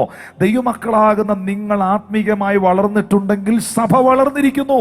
ദൈവമക്കളാകുന്ന നിങ്ങൾ വചനധ്യാനത്തിലും പ്രാർത്ഥനയിലും ദൈവമായിട്ടുള്ള ബന്ധത്തിലും വളർന്നിരിക്കുന്നെങ്കിൽ നിശ്ചയമായും സഭ വളർന്നിരിക്കുകയാണ്, സഭ തളർന്നിരിക്കുകയല്ല. The first level of orderliness is the order at your home. The second level of orderliness is the order in the church. What is a church? Jesus says, I will build my church and the gates of the Hades will not overcome it. In Acts chapter 2 verse 44 following, you find all those who were saved, the Lord added them to the church. So what is church? Church is not a building, and the expansion of the church is not in length and breadth of the building which is it's growing. The expansion of the church, the growth of the church is the growth of the individual believer in Christ, in holiness, in their spirituality. And throughout the COVID times, many people said the church is totally destroyed and disrupted, and that's a totally wrong notion. The church has not disrupted. If the people of God has grown in spirituality, if the people of God has grown in their devotion to the Lord, if the people of God has grown in the meditation of the word, the church has actually grown. Are you grown? Did your church grow? Make it a point you ponder on this. നിങ്ങളായിരിക്കുന്ന ദൈവത്തിന്റെ സഭയിൽ, നിങ്ങളായിരിക്കുന്ന കൂട്ടായ്മയിൽ നിങ്ങളൊരു അനുഗ്രഹമായി തീരണമെങ്കിൽ, നിങ്ങൾ ആ ദൈവികമായ ക്രമത്തിൽ മുന്നേറണമെങ്കിൽ, ദൈവം ഉദ്ദേശിക്കുന്ന, ദൈവം ആഗ്രഹിക്കുന്ന ക്രമത്തിൽ നിലനിന്ന് നിങ്ങൾക്ക് വളരുവാൻ കഴിയണമെങ്കിൽ, നിങ്ങൾ ആ സഭയുടെ ആ ദർശനത്തിൻ്റെ ഒരു കാണിയായി, ഒരു കാഴ്ചക്കാരനായി നിങ്ങൾ ഇരിക്കാതെ, നിങ്ങൾ ആ ദർശനത്തിൻ്റെ ഒരു കണ്ണിയായി, ഈ ചെയിനുകൾ, പല ചെയിനുകൾ ചേർത്ത് ഇണക്കി കണ്ണികളായി ഇടുന്നത് പോലെ നിങ്ങൾ അതിൻ്റെ ഒരു കണ്ണിയായിട്ടിരുന്നെങ്കിൽ മാത്രമേ അവിടുത്തെ ദർശനം നിങ്ങൾക്ക് മനസ്സിലാക്കുവാനും ആത്മീകമായി വളരാനും കഴിയുള്ളൂ. പലയിടത്തും പല സഭയിലും കാണികളുടെ എണ്ണമാണ് കൂടുതലുള്ളത്. ഗാലറിയിൽ ഇരുന്ന് കളി കാണുന്നത് പോലെ കാണികളാണ്. എന്താണ് അവിടെ സംഭവിക്കുന്നത്? ഇന്ന് ആരാണ് പ്രസംഗിക്കാൻ വരുന്നത്? ഇന്ന് എന്ത് കുറ്റമാണ് കണ്ടുപിടിക്കാനുള്ളത്? ഇന്ന് എന്ത് പ്രശ്നമാണ് അവിടത്തെ കുറിച്ച് നമുക്ക് പറയാനുള്ളത്? ഒരു കാണിയായി വന്ന് നോക്കിയിരിക്കുന്ന അനുഭവം. എല്ലാവരും കൈകൊട്ടുമ്പോൾ ഞാനും കൊട്ടുന്നു, ആരും കൈകൊട്ടാതിരിക്കുമ്പോൾ ഞാനും അനങ്ങാതിരിക്കുന്നു. സ്തോത്രം, സ്തോത്രം. ഒരു കാണി എങ്ങനെയാണോ ചെയ്യുന്നത്? അല്ലാതെ ഒരു പ്രശ്നമുണ്ടായാൽ, ഒരു ആവശ്യമുണ്ടായാൽ, ഒരു പ്രതിസന്ധി ഉണ്ടായാൽ ഓടി വന്ന് ചേർന്ന് നിൽക്കുന്നതും സഹകരിക്കുന്നതും അത് പരിഹരിക്കുന്നതും ഒപ്പം നിൽക്കുന്നതും ഒക്കെ കാണികളല്ല, കണ്ണികളാണ്. ഹല്ലേലൂയ. ഇത് ദൈവം എന്നെ നട്ടിരിക്കുന്ന സ്ഥലമാണ്. ഇത് ദൈവം എന്നെ ആക്കി വെച്ചിരിക്കുന്ന ദൈവത്തിൻ്റെ ആലയമാണ്. ഇവിടെ ഒരു ദൈവികമായ ക്രമമുണ്ട്. ഹല്ലേലൂയ. ഞാൻ എന്നെ ദൈവം ആക്കി വെച്ചിരിക്കുന്ന സഭയോടും എന്നെ ദൈവം ആക്കി വെച്ചിരിക്കുന്നതായ ദർശനത്തോടും ഞാൻ എപ്പോഴും പ്രതിബദ്ധതയുള്ള വ്യക്തിയായിരിക്കണം എന്നുള്ള സത്യത്തിൽ നിലകൊള്ളുവാൻ നമുക്ക് കഴിയണം. If you want to become a blessing in the larger revelation of the orderliness in a church, you cannot be a simple spectator. You cannot be a simple bystander and look on the proceedings that's happening inside a church. Everyone come together, they clap their hands, you also come together, you clap the hands, and that's all. You don't have any kind of commitment and affinity towards the church. But being a blessing inside this larger revelation of the orderliness in a church, you need to be committed to the church. You have to become a part of the link in a church. Then only you can become a blessing for the orderliness of the church. അത് ചർച്ചിലാണെങ്കിലും നിങ്ങളുടെ വീട്ടിലാണെങ്കിലും, നിങ്ങളുടെ വീട്ടിൽ നിങ്ങളൊരു കാണിയായിട്ടിരിക്കരുത്. വീട്ടിൽ എന്തെങ്കിലും ആഹാര സാധനങ്ങൾ തീർന്നുപോയി, അല്ലെങ്കിൽ ധാന്യ വസ്തുക്കൾ തീർന്നുപോയി, ഭക്ഷണ വസ്തുക്കൾ തീർന്നുപോയി, സ്തോത്രം, ആരെങ്കിലും കൊണ്ടുവരട്ടെ എന്നുള്ള രീതിയിലല്ല. കാണിയായിട്ടിരിക്കാതെ എന്തൊക്കെയാണോ ആ വീട്ടിൽ പരിഹരിക്കാനുള്ളത്, എന്തൊക്കെയാണോ അവിടെ കുറവുള്ളത്, അതൊക്കെ വാങ്ങിക്കൊണ്ടുവരികയും ആ വീട്ടിൽ പല ആൾക്കാരും ഭയങ്കര അഭിപ്രായമാണ്. വീട്ടിലെ ബൾബ് ഫ്യൂസായിട്ട് ഇപ്പോൾ 20 ദിവസമായി. അമേരിക്കയിലെ വൈറ്റ് ഹൗസിൽ എന്താ നടന്നതെന്ന് പുള്ളിക്ക് അറിയാം. വീട്ടിലെ ബൾബ് ഫ്യൂസായി പോയിട്ട് 20 ദിവസമായി, ഇതുവരെ മാറിയിട്ടില്ല. ആദ്യം ആ ബൾബ് മാറുക, എന്നിട്ട് സംസാരിക്കും. നമ്മുടെ വീട്ടിനകത്തെ കാര്യങ്ങൾ ആദ്യം പരിഹരിക്കുക. നമ്മുടെ കുടുംബത്തിനകത്ത് ചെറിയ ചെറിയ കാര്യങ്ങൾ പരിഹരിക്കുക. ഒരു കാണിയായിട്ട് വീട്ടിലിരുന്ന് കഥ പറയാതെ അതിൻ്റെ ഒരു കണ്ണിയായിട്ടിരുന്ന് അവിടെ എന്തൊക്കെയാണ് കുറവുള്ളത്, അവിടെ എന്തൊക്കെയാണ് പരിഹരിക്കാനുള്ളത്, അവിടെ എന്തൊക്കെയാണ് മാറ്റം വരുത്താനുള്ളത്, ആ കുഞ്ഞുങ്ങളുടെ കാര്യങ്ങൾ എന്തായി, വീട്ടിലെ കാര്യങ്ങൾ എന്തായി, അരിയുണ്ടോ, പഞ്ചസാരയുണ്ടോ, പയറുവർഗ്ഗങ്ങളുണ്ടോ, എന്തൊക്കെയാണ് ഇനി വാങ്ങിക്കാനുള്ളത്, ഇങ്ങനെയുള്ള ഒരു ഉത്തരവാദിത്വം ഭവനത്തിലും ഉണ്ടാകണം. ഭവനത്തിലും ഒരു കാണിയായിരുന്ന് കഴിക്കാൻ മാത്രം വരാതെ ഒരു കണ്ണിയായിട്ടിരിക്കുക. സഭയ്ക്കകത്ത് ഒരു കാണിയായിട്ടിരുന്ന് കൈകൊട്ടാൻ മാത്രം വരാതെ അതിന്റെ എല്ലാ കാര്യങ്ങളിലും സഹകരിക്കുന്ന ഒരു കണ്ണിയായിരിക്കുക. അങ്ങനെയുള്ളവരെ കർത്താവ് അനുഗ്രഹിക്കട്ടെ. Same is the situation with your home. You can be a spectator inside your home. There are many things lacking inside a home, and you look at all those problems and you just comment. If you are given a chance, you may be speaking about the international affairs, but you have not taken your initiative to do the things inside your house. But you have to step into and take the charge of the situation, and you have to become responsible inside your home. Such people will come to the house of God, and they will take charge of situation, and and they will be responsible and they will be committed, and God honors such people. എല്ലാ കാര്യത്തിനകത്തും ദൈവമക്കളെ ആ ഒരു ഉത്സാഹം നിങ്ങൾക്കുണ്ടാകട്ടെ. ദൈവം നിങ്ങളെ ഏൽപ്പിച്ച ശുശ്രൂഷയിൽ, ദൈവം നിങ്ങളെ ഏൽപ്പിച്ച കുടുംബത്തെ നടത്തുന്നതിൽ എല്ലാത്തിലും ആ ഒരു മടുപ്പിന്റെ ആത്മാവ് യേശുവിന്റെ നാമത്തിൽ വ്യക്തികളിൽ നിന്ന് വിട്ടുപോകട്ടെ. എന്തുകൊണ്ടാണ് നെഹമ്യാവിന്റെ കാലഘട്ടത്തിൽ 5 കൊല്ലം കൊണ്ട് നടക്കേണ്ട മതിൽ പണി 52 ദിവസം കൊണ്ട് അവർ തീർത്തത്? നമുക്കറിയാം, ആ മതിൽ പണിയാൻ 5 വർഷം വേണം. അങ്ങനെയാണ് നെഹമ്യാ പ്രവാചകന്റെ പുസ്തകത്തിൽ നമ്മൾ വായിക്കുന്നത്. പക്ഷെ ആ മതിൽ പണി 52 ദിവസം കൊണ്ട് അവർ തീർത്തു. അതിന്റെ കാരണം നെഹമ്യാ 4:6 എഴുതിയിട്ടുണ്ട്, നെഹമ്യാവിന്റെ ദർശനം ഏറ്റെടുത്തുകൊണ്ട് നെഹമ്യാവിനോടൊപ്പം നിൽക്കുന്ന ജനത്തിന് മതിൽ പണിയാൻ ജനത്തിന് ഉത്സാഹമുണ്ടായിരുന്നത് കൊണ്ട്. അങ്ങനെയല്ലേ പാസ്റ്റർ അവിടെ എഴുതിയിരിക്കുന്നത്? നെഹമ്യാ 4:6 മതിൽ പണിയാൻ ജനത്തിന് ഉത്സാഹമുണ്ടായിരുന്നത് കൊണ്ട് മതിൽ മുഴുവനും പാതി പൊക്കം വരെ തീർത്തു. മതിൽ, അതിന്റെ പണികൾ പാതി പൊക്കം വരെ തീർത്തു. 5 കൊല്ലം കൊണ്ട് നടക്കേണ്ടത് 52 ദിവസം കൊണ്ട് തീർന്നതിന്റെ കാരണം എന്നാണെന്നറിയാമോ? കൂടെ നിന്നവർക്ക്, ചേർന്ന് നിന്നവർക്ക്, അകത്ത് നിന്നവർക്ക് ഒരു ഉത്സാഹം ഉണ്ടായിരുന്നു.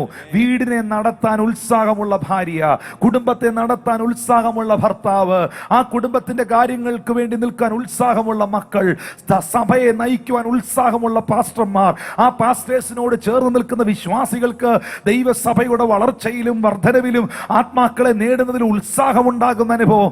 ഇങ്ങനെ ഉത്സാഹം ഉണ്ടെങ്കിൽ, എല്ലാവർക്കും ഒരു മനസ്സുണ്ടെങ്കിൽ, 5 കൊല്ലം കൊണ്ട് നടക്കേണ്ട ഉണർവ് ഒറ്റ മാസം കൊണ്ട് കൊണ്ടുവരാൻ ദൈവത്തിന് കഴിയും. 5 കൊല്ലം കൊണ്ട് വെളിപ്പെടേണ്ട വളർച്ച 52 ദിവസം കൊണ്ട് കൊണ്ടുവരുവാൻ ദൈവത്തിന് കഴിയും. അതുകൊണ്ടാണ് അപ്പോസ്തലനായ പൗലോസ്ലീഹ റോമർ 12:11 എഴുതിയിരിക്കുന്നത്, ഉത്സാഹത്തിൽ മടുപ്പില്ലാതെ ആത്മാവിൽ എരിവുള്ളവരായി നിങ്ങൾ കർത്താവിനെ സേവിക്കുവീൻ.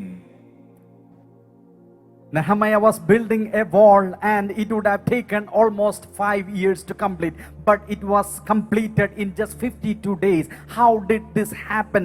We find in Nehemiah chapter 4 verse 6, they were rebuilding the wall and the people were united in one heart and they were knit together as a unity and enthusiastically they built the wall.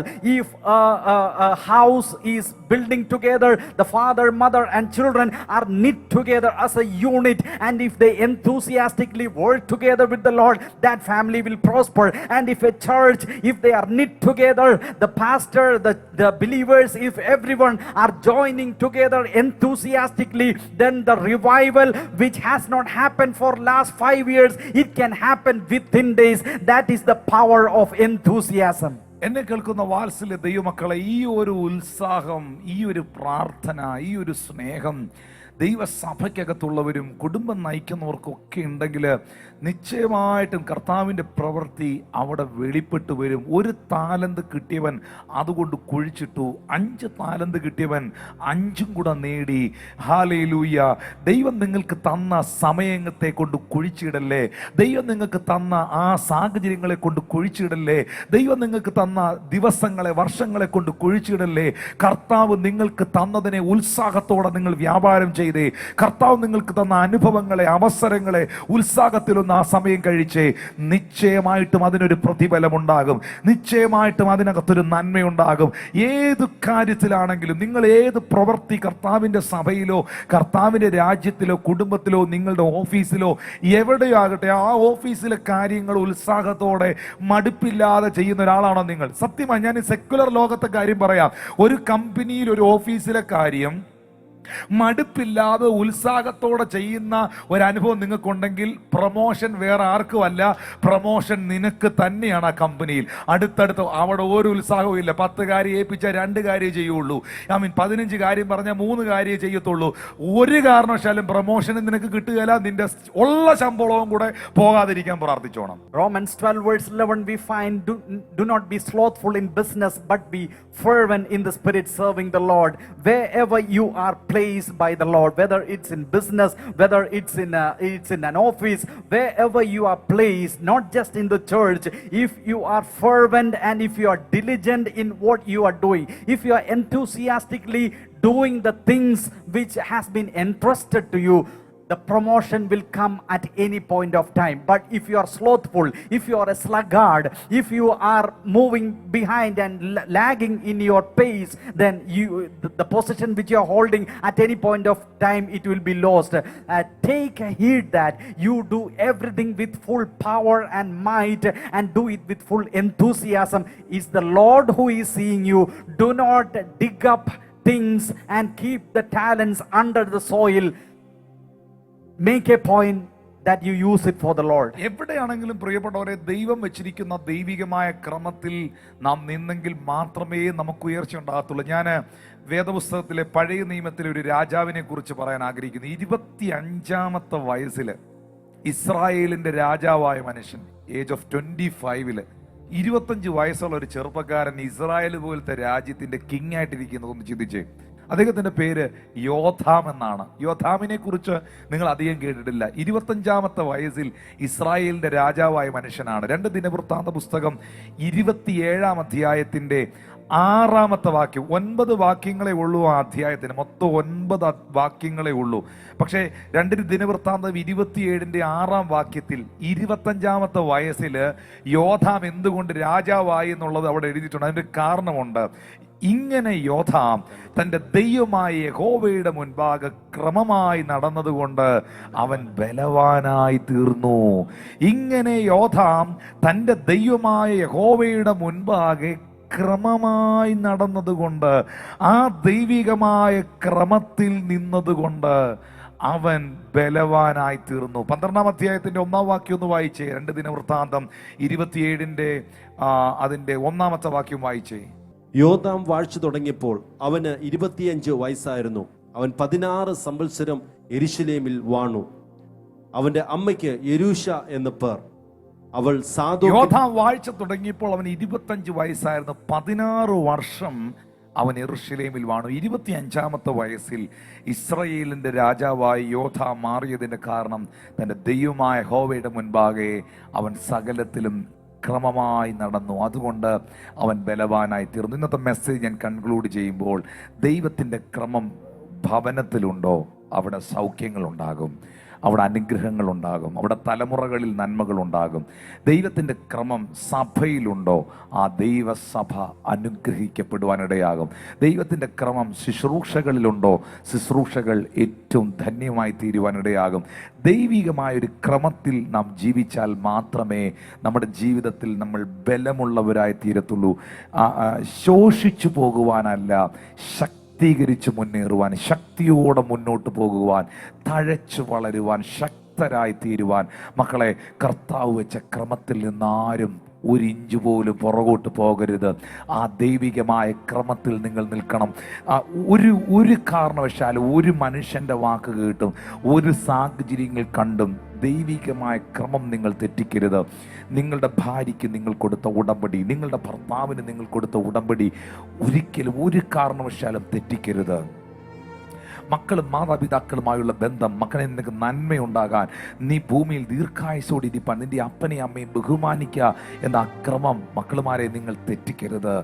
സഭയിലായിരിക്കുമ്പോൾ ദൈവം തൻ്റെ സഭയിൽ 1ാമത് അപ്പോസ്തലന്മാർ, 2ാമത് പ്രവാചകന്മാർ എന്ന് വെച്ചിരിക്കുന്ന protocol, hierarchy ഒരിക്കലും തെറ്റിക്കരുത്. ആ വിധേയത്വത്തിൽ നിന്ന് നിങ്ങൾ പുറത്തു പോകരുത്. എവിടെ വിധേയത്വമുണ്ടോ അവിടെ ഒരു മനോഹരത്വമുണ്ട്. എവിടെ പരസ്പരം ഐക്യതയും സ്നേഹമുണ്ടോ അവിടെ വെളിപ്പെടുന്ന ഒരു ദൈവ സാന്നിധ്യമുണ്ട്.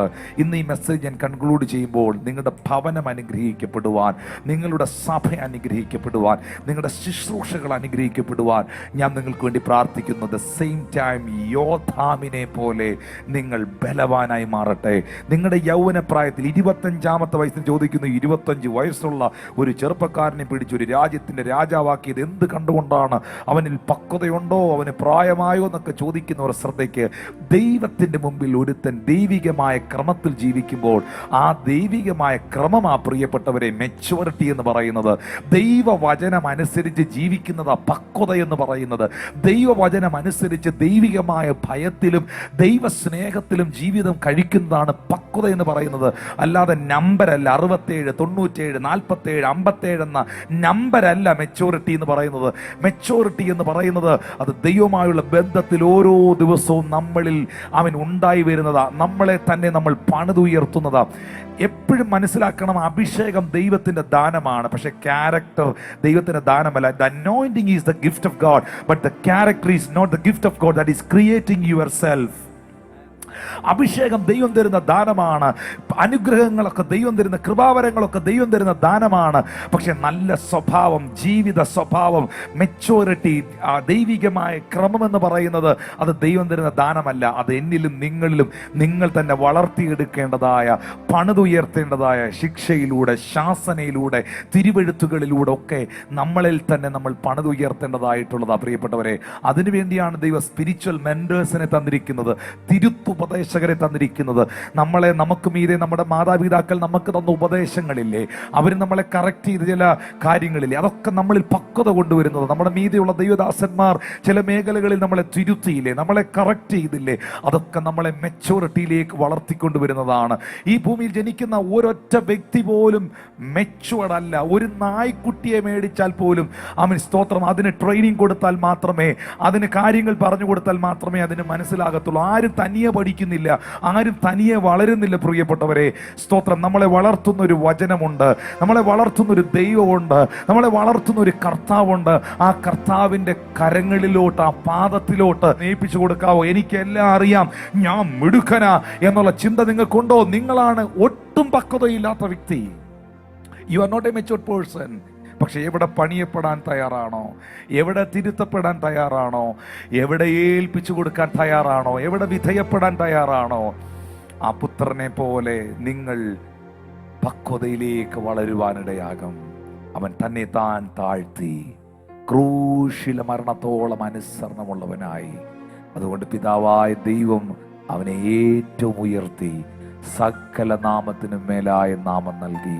തന്നെ താൻ താഴ്ത്തിയ, തന്നെ താൻ പിതാവിന്റെ കരങ്ങളിൽ ഏൽപ്പിച്ചു കൊടുത്ത പുത്രനെ പോലെ ഭവനത്തിൽ, സഭയിൽ, ശുശ്രൂഷയിൽ കർത്താവേ നിന്റെ ക്രമത്തിൽ നിൽക്കുവാൻ എന്നെ തന്നെ ഏൽപ്പിക്കുന്നു പ്രാർത്ഥിക്കുന്നവർ ആ കൈയൊന്ന് ഉയർത്തിപ്പിടിച്ചേ.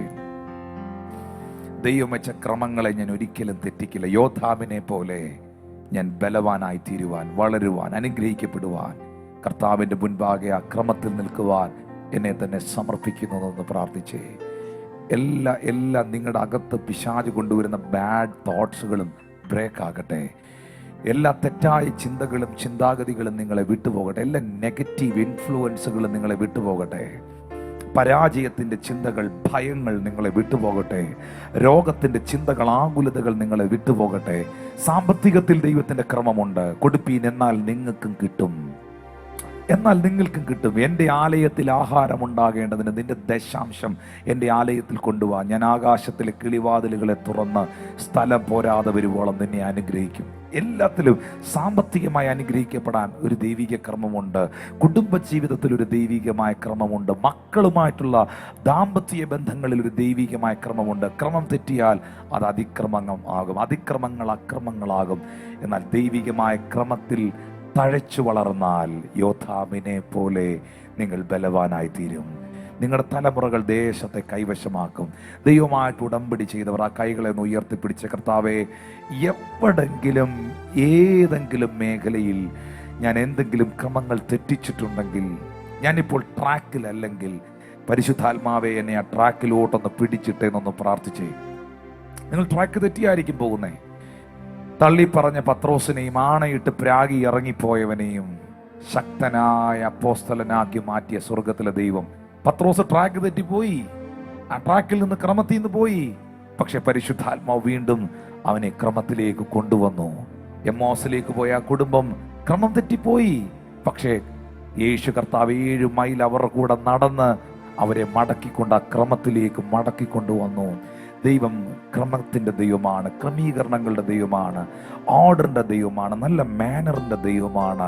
ആ കർത്താവിൻ്റെ കരങ്ങളിലോട്ടൊന്ന് ഏൽപ്പിച്ചു കൊടുത്തേ. Thank you Lord Jesus, thank you Lord Jesus. കർത്താവെ, ഇവരുടെ കുടുംബജീവിതത്തെ സ്പർശിക്കുന്നതിനാൽ, ഇവരുടെ ശുശ്രൂഷയെ സ്പർശിക്കുന്നതിനാൽ, സഭയെ സ്പർശിക്കുന്നതിനാൽ നന്ദി.